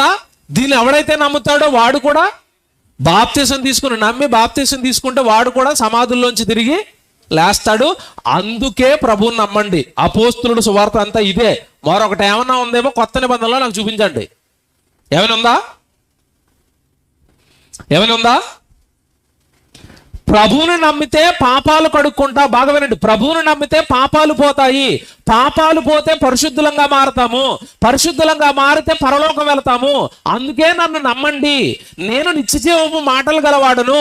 నా రక్తం త్రాగండి, నా దేహం తినండి. చచ్చిపోయి మిమ్మల్ని ఏం చేస్తాను? నేను బ్రతికిస్తాను. ఇదేనా యేసుప్రభు సువార్త? ఇదేనా అపోస్తులుల సువార్త? సభాముఖంగా అడుగుతున్నాను. ఇందాక కొత్త నిబంధన పత్రికలు చెప్పాను కదా, అపోస్తుల కార్యాల నుండి అపోస్తుల సేవ ప్రారంభమైంది కదా. ఏ ఒక్క అపోస్తులుడైనా యేసుప్రభు దగ్గరికి రండి మీకు కాళ్ళు ఇస్తాడు అని రాశాడా పత్రికల్లో? ఉందా మీ బైబిల్లో? ఏ పత్రికలోనైనా? పోనీ యేసుప్రభు దగ్గరికి రండి మిమ్మల్ని ఆశీర్వదించి ధనవంతులు చేస్తాడు ఎక్కడైనా ఉందా అపోస్తుల బోధలో? ఒక్క రెఫరెన్స్. ఏ పత్రికలోనైనా, అపోస్తుల కార్యాలలో అపోస్తులు చేసిన బోధలోనైనా ఒక్క రెఫరెన్స్ నాకు చూపించండి. ఉందా? లేదు. వాళ్ళ బోధ అంతా దేని మీద చెప్పండి? వాళ్ళ ఫోకస్ అంతా దేని మీద? శరీరం మీద కాదు. దేని మీద? ఆత్మ. శరీరం కేవలం నిష్ప్రయోజనం. ఆత్మ ఉండిపోతుంది. 60-70 ఏళ్ళ ఈ జీవితం కోసం ప్రభువుని కాదు నమ్మటం. దేనికోసం నమ్మాలో తెలుసా? నిత్య జీవం కోసం నమ్మండి, పరలోకం కోసం నమ్మండి. మీ పాపాలు కడుక్కోండి, తండ్రి పనిలో ఉండండి, వాక్యం నేర్చుకోండి, సేవ చేయండి, సజీవ యాగముగా మీ శరీరంలో ఆయనకు సమర్పించండి, దేవుడి కోసం బ్రతకండి, సువార్త చెయ్యండి, ఆత్మను రక్షించండి. ఆ పనిలో మీ ఆత్మను రక్షించుకోండి. ఇదేనా సువార్త? ఇంతకు మించి ఏమైనా ఉందా? అపోస్తుల సేవలో, అపోస్తుల ప్రసంగాలలో శరీర సంబంధమైన ఆశలు ఏమైనా చూపించి ప్రభు దగ్గరికి రమ్మని ఒక్కసారి మాట్లాడారా? ప్రసంగంలో మాట్లాడారా? ఉందా? సభాముఖంగా అడుగుతున్నాడు. కొరింథీ పత్రికలో ఉందా? ఎఫెసీ పత్రికలో ఉందా? ఏ పత్రికలోనూ లేదా? లేదు. అంటే వాళ్ళు చెప్పిన సువార్త ఏ సువార్త చెప్పండి ఇప్పుడు? సత్యవాక్యం అనగా మీ ఆత్మను రక్షించి మిమ్మల్ని పరలోకానికి చేర్చే బోధ ఎవరు చేస్తున్నారో వాళ్ళు మీకు సత్యం చెబుతున్న వాళ్ళు సత్య సంబంధులు. ఆత్మను రక్షించే బోధ ఎక్కడ దొరుకుతుందో చూసుకోండి. అది సత్యవాక్యం. మా దగ్గరికి రండి అని చెప్పే ఏమంటే మేము పక్షపాతులం కాదు. మీరు వెళుతున్న ప్రాంతాలలో మీకు ఎక్కడ సత్యవాక్యం దొరుకుతుందో ఆలోచించండి. ఎక్కడ సత్యం చెప్తున్నారు? బైబిల్లో ఉన్నది ఉన్నట్టుగా ఎవరు చెప్తున్నారు? ఒకటి చెప్తాను సింపుల్గా. అదేంటండి, అందరూ యేసుప్రభు కోసమే కదా చెప్తున్నారు అంటారేమో. ఒక చిన్న శాంపుల్ వదులుతాను నేను. యేసుప్రభు బ్రతుకుండగా మత్తయి సువార్త 6వ అధ్యాయంలో భూమి మీద మీ కొరకు ధనమును కూర్చుకొనవద్దు అన్నాడా? అది ఎంతమంది బైబిల్లో ఉందో చేయలేపండి. ఉందా? క్రైస్తవులు ధనం ఎక్కడ కూర్చుకోమన్నాడు? పరలోకమందు మీకు ధనమును కూర్చుకోనండి అన్నాడు. ఇప్పుడు ఇదే బైబిల్ పట్టుకుని మన దగ్గరకు వచ్చి కొంతమంది అంటున్నారు, ప్రభు దగ్గరికి రండి మీకు ఆస్తులు వస్తాయి, సిరి వస్తుంది, సంపద వస్తుంది అంటున్నారు. ఇది నిజమేనైపోదా? ఆయనేమో ఎక్కడ కూర్చుకోమన్నాడు? పరలోకంలో. వీళ్ళు బైబిల్ పట్టుకుని వచ్చి ఎక్కడ ఇస్తాడు యేసుప్రభు అంటున్నారు. నిజమా ఇది? ఇప్పుడు మీరు ఇది ఒక్కటే అప్లై చేయండి, మీకు చాలా మంది దొరుకుతారు. పేర్లు చెప్పనులేండి, చెప్పకూడదు కూడా, ఫ్యాన్స్ ఉంటారు. ఏంటంటే విచిత్రం, యేసుప్రభు కంటే బోధకులకి ఫ్యాన్స్ ఎక్కువ. యేసుప్రభు ఏమన్నా ఇంట్లోంచి ఎవరు రారు. వాళ్ళ పాస్టర్ గారు అంటే కాళ్ళు ఎరగొడేస్తారు మాకు. ఈరోజు యేసుప్రభుకి ఫ్యాన్స్ లేరండి, వాక్యానికి ఫ్యాన్స్ లేరు. అందరూ ఎవరికి ఫ్యాన్స్ తెలుసా? మా అయ్యగారిని అంటావా? పొరపాటున పేరు వచ్చిందంటే అసలు లైవ్ వెళ్తుంది, వాళ్ళ ఫ్యాన్స్ అంతా మా యూట్యూబ్ ఛానల్ లేపేస్తారు. పరలోకంలో తల్లి ఉందా అని నేను ఒక ప్రసంగం మాట్లాడానండి. 3 నెలలు స్ట్రైక్ వేయించారు వాళ్ళు. యూట్యూబ్ ఛానల్ కనబడలేదు నాది. ఏమంటే నేను మాట్లాడిన కొద్ది రోజులకు ఉపేంద్ర అనే మాట్లాడారు పరలోకపు తల్లి అని. ఆమె ఛానల్ కూడా మూయిస్తారు వాళ్ళు. సత్యం చెబుతుంటే అపవాది విరగబడిపోతుందండి, మీద యుద్ధం చేస్తుంది. ఎందుకంటే దాని సంఖ్య ఎక్కువ, మన సంఖ్య ఏమో తక్కువ. విశ్వాసులు కూడా ఎలా మారిపోయారో తెలుసండి? విశ్వాసులు ఎలా మారిపోయారో చెప్తాను, జాగ్రత్తగా వినండి. ఒక కథ చెప్తాను ఇప్పుడు. నేను కథలు చెప్పం కానీ అర్థం అవడానికి చెప్పక తప్పట్లేదు. విశ్వాసులు ఎలా మారిపోయారంటే, ఒక ఆయన సత్యం చెప్తున్నాడు, 10 మంది అబద్ధం చెప్తున్నారు. ఎంటన వీళ్ళకి రోజు బైబిల్ చదువుతున్న వీళ్ళకి తెలుసు ఇతను నిజం చెప్తాడు, వీళ్ళు అబద్ధం చెప్తారని తెలుసు. కానీ వీళ్ళు ఏం చేస్తున్నారు తెలుసా? ఇప్పుడు ఇతను నిజం అన్నాం అనుకోండి, ఎంతమంది మీదకి వస్తారు? 10 మంది మీదకి వస్తారు. ఇది అర్థం అవడానికి ఒక కథ చెప్తాను నేను మీకు. ఇందాక వస్తుంటే ఒక ఆవిడ పెట్టింది వీడియో. రోడ్డు మీద లారీ నడుపుతున్నాడట ఒక అతను. లారీ నడుపుతుంటే ఒక 10 మంది పిల్లలు రోడ్డు మీద ఆడుకుంటున్నారు. లారీ నడుపుతున్నాడు. పక్కనే ప్లే గ్రౌండ్ ఉంది, ఆడుకునే గ్రౌండ్ ఉంది, అక్కడ ఒకడు ఆడుకుంటున్నాడు. ఇప్పుడు లారీలో ఉన్న డ్రైవరు ఇటు వెళ్తేనేమో 10 మంది చచ్చిపోతారు, అటు వెళ్తే ఒకడు చచ్చిపోతాడు. ఆ లారీలో మీరుంటే ఎవరి మీదకి ఎక్కిస్తారని అడిగారు. మీరు ఎవరి మీదకి ఎక్కిస్తారు? ఇటు వెళ్తే 10 మంది చచ్చిపోతారండి, అటు వెళ్తే ఒకడు చేస్తాడు. మీరు లారీ డ్రైవరు, మీరు ఎటు పోతారు చెప్పండి? 10 మంది చచ్చిపోతారు కదా, వీడు ఒక్కడు బెటర్ కదా అని మీరు స్టీరింగ్ ఎటు తిప్పుతారు? ఈ ఒక్కడి మించి పోయారు. నేను అడుగుతున్న ప్రశ్న ఏంటంటే, ఈ 10 మంది ఎక్కడ ఆడుకుంటున్నారు? రోడ్డు మీద. ఆ ఒక్కడు ఎక్కడ ఆడుకుంటున్నాడు? గ్రౌండ్లో. నిజానికి గుద్దితే ఎవరిని గుద్దాలి మనం? కానీ ఎవరిని గుద్దాం? పాపం వాడు సత్యంలోనే ఉన్నాడు. ఆట ఆడుకున్నాడు గ్రౌండ్లో, ఆడే మంచాడు. కానీ ఇక్కడ 10 మందిని ఆలోచించి లారీ ఎవరి మీదకి వెళ్ళింది? ఈరోజు క్రైస్తవ్యంలో నిజం చెప్పే బోధకుల పరిస్థితి కూడా ఇదే. ఎక్కువ మంది వాళ్ళు, తక్కువ మంది వీళ్ళు. విశ్వాసులు ఏం చేస్తున్నారంటే, వాళ్ళ మీదకి వెళ్తే కష్టం లేండి, వీళ్ళ మించి పోనిద్దాం, లారీ పోతే ఒకడిద్దరు పోతారు. నిజం చెప్పే వాళ్ళ పరిస్థితి ఇలా మారిపోయిందండి ఈరోజు. నిజం చెప్పే వాళ్ళ పరిస్థితి ఇలా మారిపోయింది. అక్కడక్కడ ఉంటాయండి మావి, ఎక్కడో మూలన ఒకటే 40 మంది 50 మంది ఎప్పుడు సత్యవాక్యం అని, సువార్త అని, సభలని. ఎవడు ఎక్కువ మంది ఆదివారం వెళ్ళి వస్తారు, వాక్యం పట్టించుకోరు, దేవుడిని పట్టించుకోరు, అబద్ధ బోధలో ఉంటారు. ఇది నిజమయ్యా అనేసరికి తొక్కేయడానికి ట్రై చేస్తున్నారు. మీరు ఎంత తొక్కండి, ఈ నిజం చెప్తున్న వాళ్ళు వెనకాల ఎవరుంటారో తెలుసా? పరలోకంలో ఉన్న తండ్రి ఉన్నాడు. ఎప్పటికైనా విజయం వాళ్ళదే. మనుషులు తొక్కొచ్చు గాక, మనుషులు తిట్టొచ్చు గాక, మనుషులు వెలివేయొచ్చు గాక, మనుషులు పట్టించుకోకపోవచ్చు గాక, ఎప్పటికైనా విజయం మాత్రం ఎవరిదో తెలుసా? సత్యానిది, సత్యవాక్యానిది. ఎప్పటికైనా విజయం వాళ్ళదే, ఎప్పటికైనా పరలోకం వాళ్ళదే. ఏమంటే నిజానికి ఒక శక్తి ఉంటుంది, నిజానికి ఒక శక్తి ఉంటుంది. సంఖ్యను బట్టి నిజం అబద్ధం అవుతుందా? అబద్ధం అవదు. నిజాన్ని నమ్మే వాళ్ళు తక్కువ మంది ఉన్నారు కాబట్టి అది అబద్ధమా? మనం ఎలా ఆలోచిస్తామంటే, లోకంలో ఒక సామెత ఉంటుంది, నలుగురితో నారాయణ, తర్వాత మీకు తెలుసు చెప్పండి. అంటే నలుగురు నారాయణ అంటే నేను కూడా ఏమనాలి? నారాయణ అనాలి. కులం అంతా గోయిందా అందనుకోండి, నేను కూడా ఏమనాలి? అంటే నీకంటూ సొంత ఒపీనియన్ ఏముండదు. ఆడేదంటే నేను అది అంటాను. అందరూ ఎక్కువ మంది ఒక చోటుకి వెళ్ళిపోతున్నారు అనుకోండి, అక్కడికి వెళ్ళిపోతాను. ఎందుకు? అక్కడ వాక్యమే చెప్తున్నారా? సత్యం. నాకు ఎందుకండి, అక్కడ 1,00,000 మంది ఉన్నారు, అక్కడ కూర్చుంటాను నేను వెళ్ళి. అక్కడ 10,000 మంది ఉన్నారు, అక్కడ కూర్చుంటాను నేను వెళ్ళి. అక్కడ చక్కగా సీట్లు బాగున్నాయి, అక్కడ కూర్చుంటాను నేను వెళ్ళి. నేను వెళ్తున్న సంఘంలో డొక్కు పైన తిరుగుతుందా పడుతుందా అన్నట్టుగా ఉంటుంది, అక్కడేమో ఏసీ ఉంటుంది. నేను వెళ్తున్న సంఘానికి ఏమో సరిగా సిమెంట్ గోడలు, పార్కింగ్ ఉండదు. అక్కడ మాత్రం ఏ కార్లన్నీ పెట్టుకోవడానికి పెద్ద పార్కింగ్ ఉంటుంది, కనుక అక్కడ పెట్టేస్తాను కారు, ఆ ఏసీలో కూర్చుండిపోతాను. వాక్యం చెప్ నాకు ఎందుకండి అదంతా? నాకెందుకు? కూర్చోడానికి చైర్ ఉంది, కారు పెట్టుకోవడానికి ప్లేస్ ఉంది, చక్కగా ఏసీ ఉంది. ఒక్క అరగంట సేపు అలా కళ్ళు మూసుకుంటే అయిపోయింది ఆరాధన. నాకు ఎందుకండి ఈ వాక్యము, గొడవ, సత్యవాక్యం, అబద్ధము, సేవ, ఆత్మలు నాకు అవసరమా? నా ఆదివారం ఆరాధన ఏదో చక్కగా హ్యాపీగా జరిగిపోతుందా? అమ్మయ్య బైబిల్ పట్టుకెళ్ళాను, ఆయన ప్రార్థన ఆయన ఏదో చెప్పాడు, మొత్తం మీద ఏం చెప్పాడో అర్థం అవ్వదు, ఒక కానుకేసాను, ఇంటికి వచ్చాను, అమ్మయ్య భక్తిలో ఉన్నాను. ఇదా క్రైస్తవ్యం? ఇది క్రైస్తవ్యమా? తొలి శతాబ్దంలో అపోస్తులకు తోడుగా సంఘం ఉండి వాళ్ళ పాదాల చెంత చరస్థిరాస్తులు పెట్టి మీరు వెళ్ళండి సత్యాన్ని చెప్పండి అని వెనకొన్న సంఘం సేవకులకు సపోర్ట్ చేసింది. సత్య సంబంధమైన సేవకులకి, సత్య స్థాపనకై క్రైస్తవులు కదలాలి. ఇది అబద్ధం. యేసుప్రభు ధనము వద్దన్నాడు, భూమి మీద పరలోకంలో ధనం అన్నాడు. నువ్వేంటి యేసుప్రభు పేరిట దొంగ బోధలు చేస్తున్నాడు? ఎవరంటారండి? అపోస్తులు ఎక్కడా కూడా శరీర సంబంధమైన ఆశలు చూపించి ప్రభు దగ్గరికి రమ్మని వాక్యం చెప్పలేదు. మీరెందుకంటే అలాంటి వాక్యాలు చెప్తారు? ఆత్మ సంబంధమైన చెప్పండి, మమ్మల్ని పరలోకానికి చేర్చేవి చెప్పండి, మా పాపాలు చెప్పండి, మా నేరాలు చెప్పండి, మాకు దేవుడు భయం చెప్పండి. ఎవరన్నా అడుగుతారు ఈరోజు? ఎవరు అడుగుతారు? ఎవరికంటే భక్తి ఉంది, ఎవరికంటే వాక్యం పైన ఆసక్తి ఉంది? పునరుత్థానం గతించిపోయింది, యేసు ప్రభుతోనే పునరుత్థానం అయిపోయింది. ఇప్పుడు మనం ఏం చేద్దాం తెలుసా? దేవుడి దగ్గరికి వెళ్ళి తిందాం, త్రాగుదాం, ఈ లోక సంబంధమైన అడుగుదాం. ఎప్పుడో పునరుత్థానం అట, అది యేసు ప్రభుతోనే అయిపోయింది. తర్వాత ఎవడు తిరిగి లేచాడు యేసు ప్రభు తర్వాత? వీళ్ళు చేస్తారు బోధ ఎలాగంటే చెప్తాను.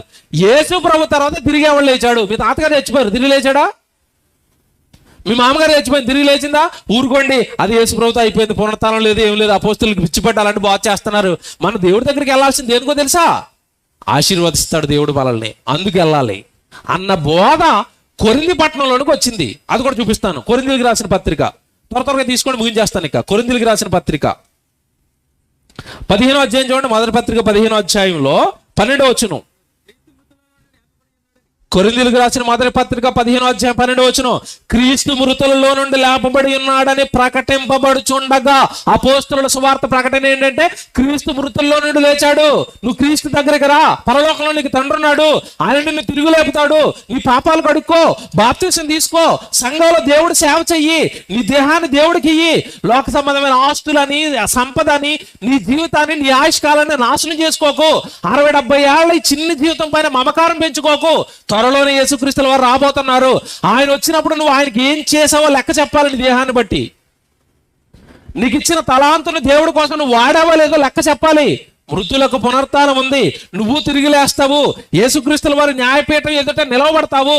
అప్పుడు నువ్వేం చెప్తావు? దేవుడి కోసం ఏం చేసావంటే, తిన్నాను, త్రాగాను, సుఖించాను, ఈ అందమైన లోకాన్ని అనుభవించానని చెప్తావా? అలాగైతే అపోస్తులు చేసిన త్యాగం ఏమైపోవాలి? యేసుప్రభు చేసిన త్యాగం ఏమైపోవాలి? ప్రవక్తల ప్రాణ త్యాగం ఏమైపోవాలి? నిన్ను కాపాడ్డాను కదా, వాళ్ళందరూ చనిపోయారు.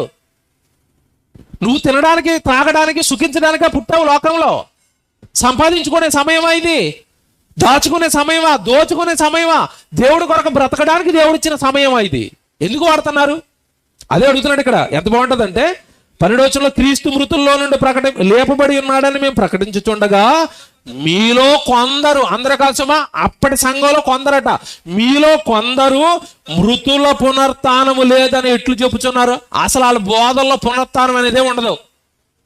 అసలు వాళ్ళ బోధల్లో పరలోకమే ఉండదు. అసలు వాళ్ళ బోధల్లో నిత్యజీవమే ఉండదు. ఎప్పుడు చూడండి దేవుడు డబ్బులు ఇస్తాడు, ఆస్తి ఇస్తాడు, ఆరోగ్యం ఇస్తాడు, సంపద ఇస్తాడు, ఇదిగో లోకంలో నిన్ను దీవిస్తాడు, ఎత్తేస్తాడు పైకి, తర్వాత పడేస్తాడు కిందకి. ఏ బోధలన్నీ పునరుత్థాన సంబంధమైన బోధ ఏదండి? పరలోకానికి మిమ్మల్ని ఎవరండి సిద్ధం చేస్తున్నారు?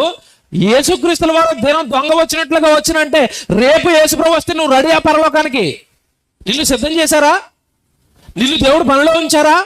నువ్వు దేవుడు సువార్తలో ఉన్నావా, వాక్యంలో ఉన్నావా, పనిలో ఉన్నావా? పనిలో ఉన్నవాడు కదా పరలోకానికి వెళ్తాడు. మరి నేను ఎక్కడ ఉంచారు పనిలో?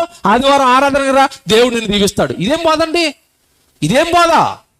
నిన్ను పుట్టించిన నీ పరలోక తండ్రి కోసం నువ్వు పని చేయాలి కదా. ఆ పనికి సంబంధించిన బోధ ఎక్కడ దొరుకుతుందో నువ్వు చూసుకోవాలి కదా. ఆ పని ఎక్కడ దొరుకుతుందో చూసుకుని అక్కడే కదా నువ్వు వెళ్ళి దేవుడు సేవ చేయాలి. అది కదా నీకు పరలోకాన్ని ఇచ్చేది. మృతులకు పునరుత్థానం లేదని చెప్తున్నారట.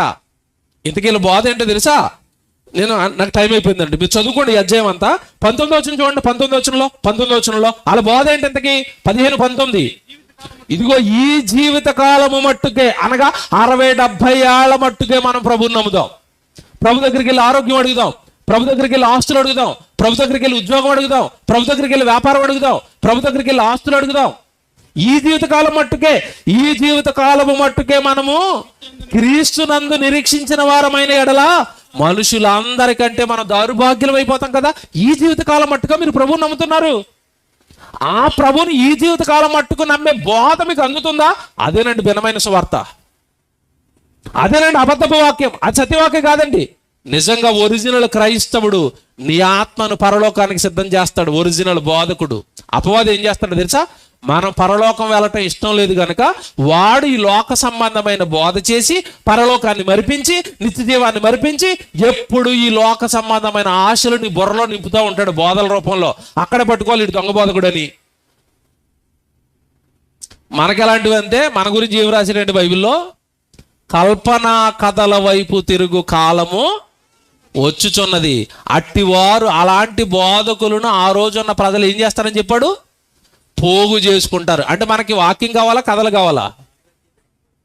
ప్రజలు ఎక్కువగా ఏం కావాలో తెలుసండి?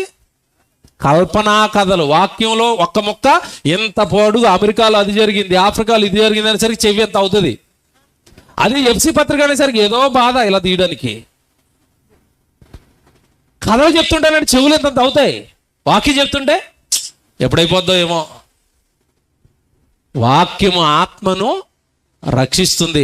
ఆ వాక్యం పైన నీకు ఆసక్తి లేనప్పుడు మన ఆత్మ ప్రమాదంలో ఉంది. మీకు మాట చెప్తానండి, ఉదాహరణ, బాధపడొద్దు. ఆత్మను రక్షించేది వాక్యమైనప్పుడు, ఆ వాక్యంలో కూడా డూప్లికేట్ వచ్చేసిందని బైబిల్లో నీకు రాయబడినప్పుడు, నువ్వు ఖచ్చితంగా సత్యవాక్యం విషయంలో నువ్వు జాగ్రత్తగా ఉండాలా వద్దా? ఉండాలి. అందుకే యేసుప్రభువు అంటాడు, మీరేమి వినుచున్నారో జాగ్రత్తగా చూసుకోనండి. నా వల్లే కాకుండా ఆపోజిట్ యాంటీ గ్యాంగ్ కూడా మీలోకి దిగింది. వాళ్ళు కూడా చెప్తారు, ఆడు చెప్తున్నాడో మా వాడు చెప్తున్నాడో మీ ఇష్టం చూసుకోండి అన్నాడు. బైబిల్ ప్రకారం అండి మోసం చేయటం ఎంత నేరమో, మోసపోవటం కూడా అంతే నేరం. మీరు పరలోకం ఏమంటే పాతాళానికి వెళ్ళిపోయి, ప్రభువా మరి ఆ దొంగోడు వచ్చి నాకు దొంగ వాక్యాలు చెప్పి పాతాళానికి వచ్చేసాడంటే ఆయన అంటాడు, మార్కు 4:24 చదివావా అంటాడు. అవును ప్రభువా, ఎప్పుడు బైబిల్ చేతిలోనే ఉంటుంది కానీ ఎప్పుడు చదవను కానీ ప్రభువా ఉందట మార్కు సువార్త అంటావు నువ్వు. అప్పుడు ఆయన అంటాడు, ఇప్పుడైనా చదివామా 4:24లో ఏముంది? మీరేమి వినుచున్నారో జాగ్రత్తగా బైబిల్లో చూసుకోండి అని నేను చెప్తే, బైబిల్ సెల్ఫ్లో పెట్టావు తప్ప ఎప్పుడు నువ్వు బైబిల్ చూడవు. నా తప్పే ఉందమ్మా, నీ తప్పే కదా, వెళ్ళిపో అక్కడికి. ఎక్కడికి? పాతాళానికి. ఎలాగుంది ఇది? ఎలాగుంది?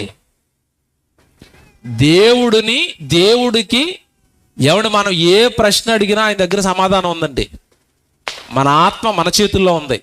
అపోస్తులులే సత్యవాక్యం అని ప్రకటిస్తే, ఆ రోజున్న విశ్వాసులు వాళ్ళ బోధకు అనుకూలంగా సత్యవాక్యం ఏదో పట్టుకుని ఆ బోధలలో, ఆ ప్రసంగాలలో, ఆ పనిలో ఉంటే, ఈరోజు క్రైస్తవ్యం బైబిల్ చదవటం లేదండి, ఏదైనా బోధే అనుకుంటున్నారు. దయచేసి చెప్తున్నాను, అపవాది కూడా బోధ చేస్తాడు. ఎవరి బోధో పట్టుకోనండి, కొత్త నిబంధన అంతా బాగా నేర్చుకోనండి. యేసు ప్రభు అపోస్తులు చెప్పిన బోధకు వ్యతిరేకమైన బోధ ఎవరు చెప్పినా అమ్మో ఇది అబద్ధం అని పట్టుకోండి దయచేసి. మీ ఆత్మను కాపాడుకుంటారు, మాకు వచ్చే ఉపయోగం ఏమి లేదు. మీ ఆత్మ మీ చేతుల్లో ఉంది.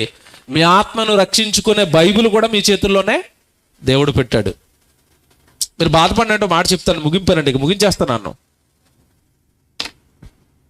మనకి జనవరి 1వ తారీఖున మనం వాగ్దానాలు తీసుకుంటామండి. ఏం తీసుకుంటాం మనం? వాగ్దానాలు తీసుకుంటాం. Very good. దేవుడి మాటలు వాగ్దానంగా తీసుకోవడం తప్పేమి కాదు. కానీ ఆ వాగ్దానంలో అన్నీ కూడా మనకి ఏమని వస్తాయి చెప్పండి? ఏమని వస్తాయి? నీ పొలం దీవింపబడును. రైతులు ఉన్న దగ్గర అయితే ఈ రాస్తారు. పట్టణంలో ఉన్నాడు అనుకోండి, అక్కడ ఒకటి రాస్తారు, పట్టణంలో నీవు దీవింపబడదు, ఆశీర్వదింపబడదు అని. ఆయన హైదరాబాద్లో ఉంటాడు. ఆ మొక్క చూడగానే మొత్తం మీద ఈ పట్టణం అంటే హైదరాబాదే, అమ్మయ్య దేవా స్తోత్రం అంటున్నాడు. పొలంలో దీవింపబడదు అని ఎవడు ఊర్లో ఉన్నప్పుడు వ్యవసాయానికి వెళ్తాను ఆయనకు వచ్చింది అనుకో, పొలం దీవింపబడును అంటే ఖచ్చితంగా ఈ సంవత్సరం నాకు ఏమవుతుంది? నా పొలం అంతా విస్తారంగా పండేస్తుంది అని నేను మాట్లాడుతున్నాను. 31వ తారీఖు ఏమండి మీకు ఎలా ఉంటుందో తెలియదు కదా, మీకు ధూమ్ ధామ్ టపాస్ ఏమంటే పటాసులో ఉంటుంది. అందులో మన క్రైస్తవులు కూడా దూరిపోతారు, మీకు తెలియదు కాదు. డిసెంబర్ 25కి ఏమంటే ఇంటి పైన స్టార్ ఎడతారంట, ఇంటి లోపల బోర్ ఎడతారంట చాలామంది. అలాంటి భక్తులు కూడా ఉన్నారు. ఈ భక్తుడే 1వ తారీఖున గుళ్ళో కూర్చున్నాడు అండి. ఈయనకు వాగ్దానం వచ్చింది. నిజంగా చెప్తున్నాను, అది దేవుడిచ్చిన వాగ్దానమే అయితే 31వ రాత్రి తాగేసి 1వ తారీఖున గుళ్ళో కూర్చున్న వ్యక్తికి వాగ్దానం ఏమివ్వాలి దేవుడు నాకు చెప్పాలి. ఇప్పుడు ఏమివ్వాలి? నేను ఎల్లప్పుడూ దీవిస్తాను బిడ్డ, నువ్వు త్రాగుబోతులాగా తిరుగు అని ఇవ్వాలా? ఏమివ్వాలి? ఒరే త్రాగేవా చచ్చిపోతావరా అని ఇవ్వాలి. ఒక్కరికైనా ఇచ్చాడండి దేవుడు? ఇలాగా ఇచ్చాడా? త్రాగుబోతులకు ఏమి రావాలో తెలుసండి, రాసుకొని తర్వాత చదువుకోండి. సామెతల గ్రంథం 6వ అధ్యాయం 26వ వచనం. మద్యం త్రాగువాడు, వేషతో పోవువాడు, రొట్టు తొనక మాత్రమే నీకు మిగులుతుందిరా చివరికని రాశాడు తాగుబోతుల గురించి. నిజంగా దేవుడే ఆ వాగ్దానాలు ఇస్తే ఈ తాగుబోతాడికి ఒరే నీకు మొత్తం మీద దరిద్రుడు అయిపోతారో, నీకు ఇంట్లోని ఏమి ఉండవరా అని ఇవ్వాలి. ఇచ్చాడా?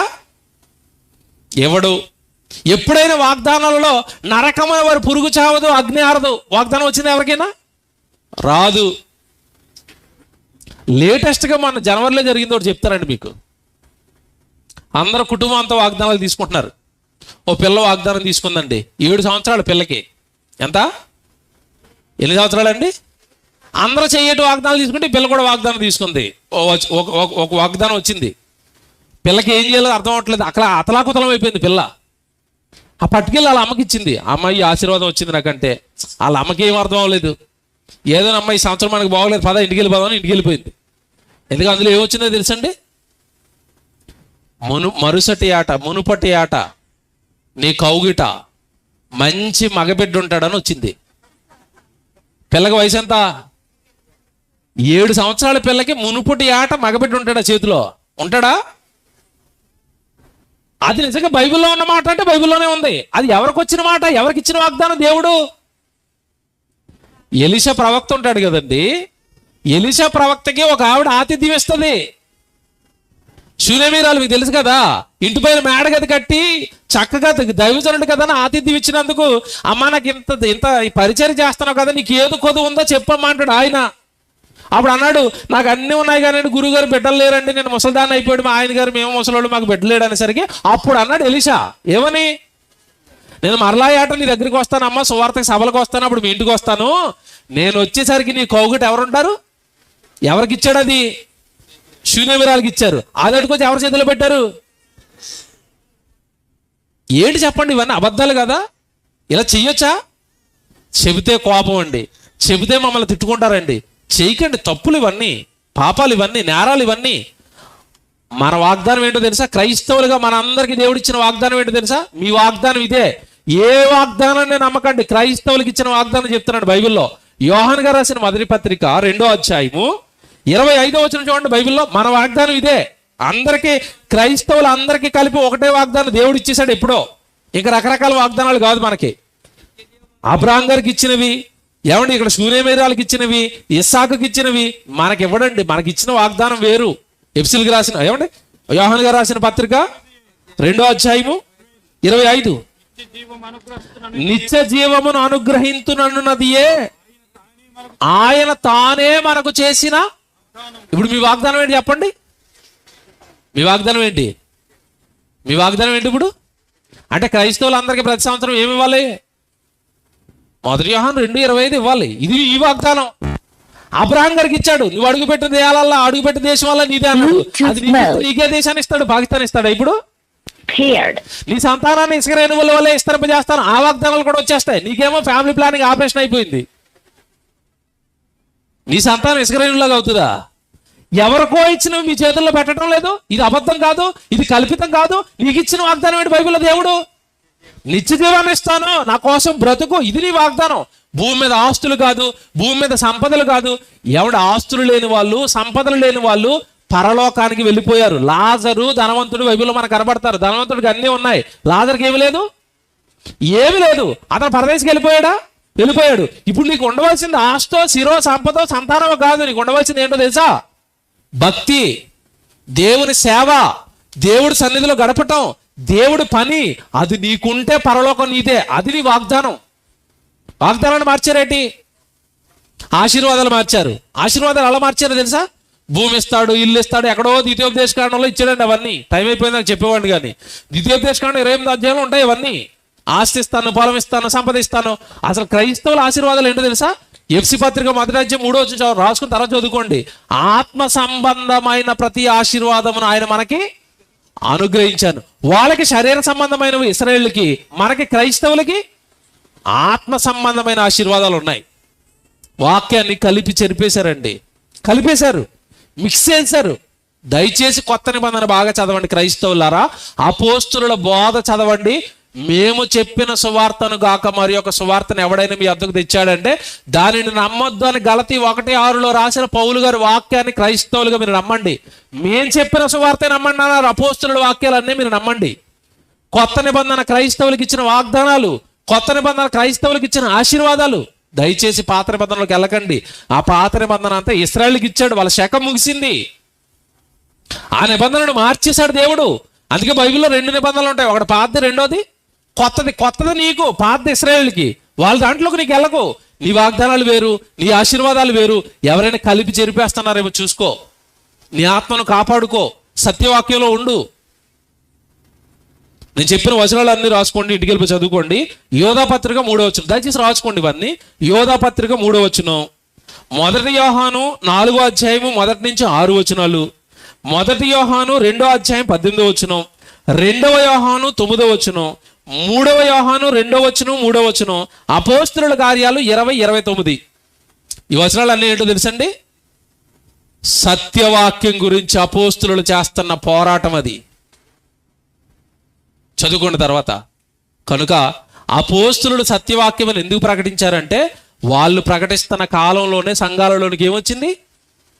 కలిపి చెరిపి అబద్ధపు బోధ, పునరుత్థానాన్ని కనుమరుగు చేసి, ఆత్మీయ ఆశీర్వాదాలను కనుమరుగు చేసి, శరీర సంబంధమైన బోధలు వాళ్ళ సంఘాలలోనికి వచ్చేసాయి. యేసుప్రభు నమ్మి తిందాం త్రాగుదాం అంటున్నారు. కొరింథీ పట్టణంలో 15వ అధ్యాయంలో 32-33 చదువుకోండి. 1 కొరింథీ 15:32-33 చదివేసరికి రేపు చనిపోదాము కనుక తిందాం త్రాగుదాం, దేవుడి దగ్గరికి వెళ్ళి కూడా తిండి అడుగుదాం, దేవుడి దగ్గరికి వెళ్ళి కూడా త్రాగడానికి అడుగుదాం, దేవుడి దగ్గరికి వెళ్ళి కూడా 60-70 సంవత్సరాలకు సంబంధించిన అడుగుదామని కొరింథీ పట్టణంలో సాక్షాత్తు పౌలు గారు కట్టిన సంఘంలోనికి శరీర సంబంధమైన బోధ తెచ్చారు. కనుక దేవుని పిల్లలారా, మీ అందరికీ చెప్తున్నది ఒకటే, దయచేసి మీకు పక్కనే నెలటూరు ఈ పక్కనే ఉంటుంది, నాకు తెలిసి ఎక్కడో బైబిల్ తరగతిలో వాళ్ళు ఉచితంగా చెప్తారు. మీకు మీ దగ్గర ఏ డబ్బులు తీసుకోరండి, వాళ్ళు ఉచితంగా మీకు బైబిల్ నేర్పిస్తారండి. మీ సంఘాలకి మీరు వెళ్ళిపోండి, వాళ్ళు బుధవారమో సోమవారమో శుక్రవారం బైబిల్ క్లాస్ పెడతారు. ఆ క్లాస్కి వచ్చి చక్కగా బైబిల్ నేర్చుకోండి. దయచేసి చెప్తున్నా, బైబిల్ నేర్చుకోండి. మీ ఆత్మను మీరు కాపాడుకోండి, మరొక ఆత్మను కాపాడండి.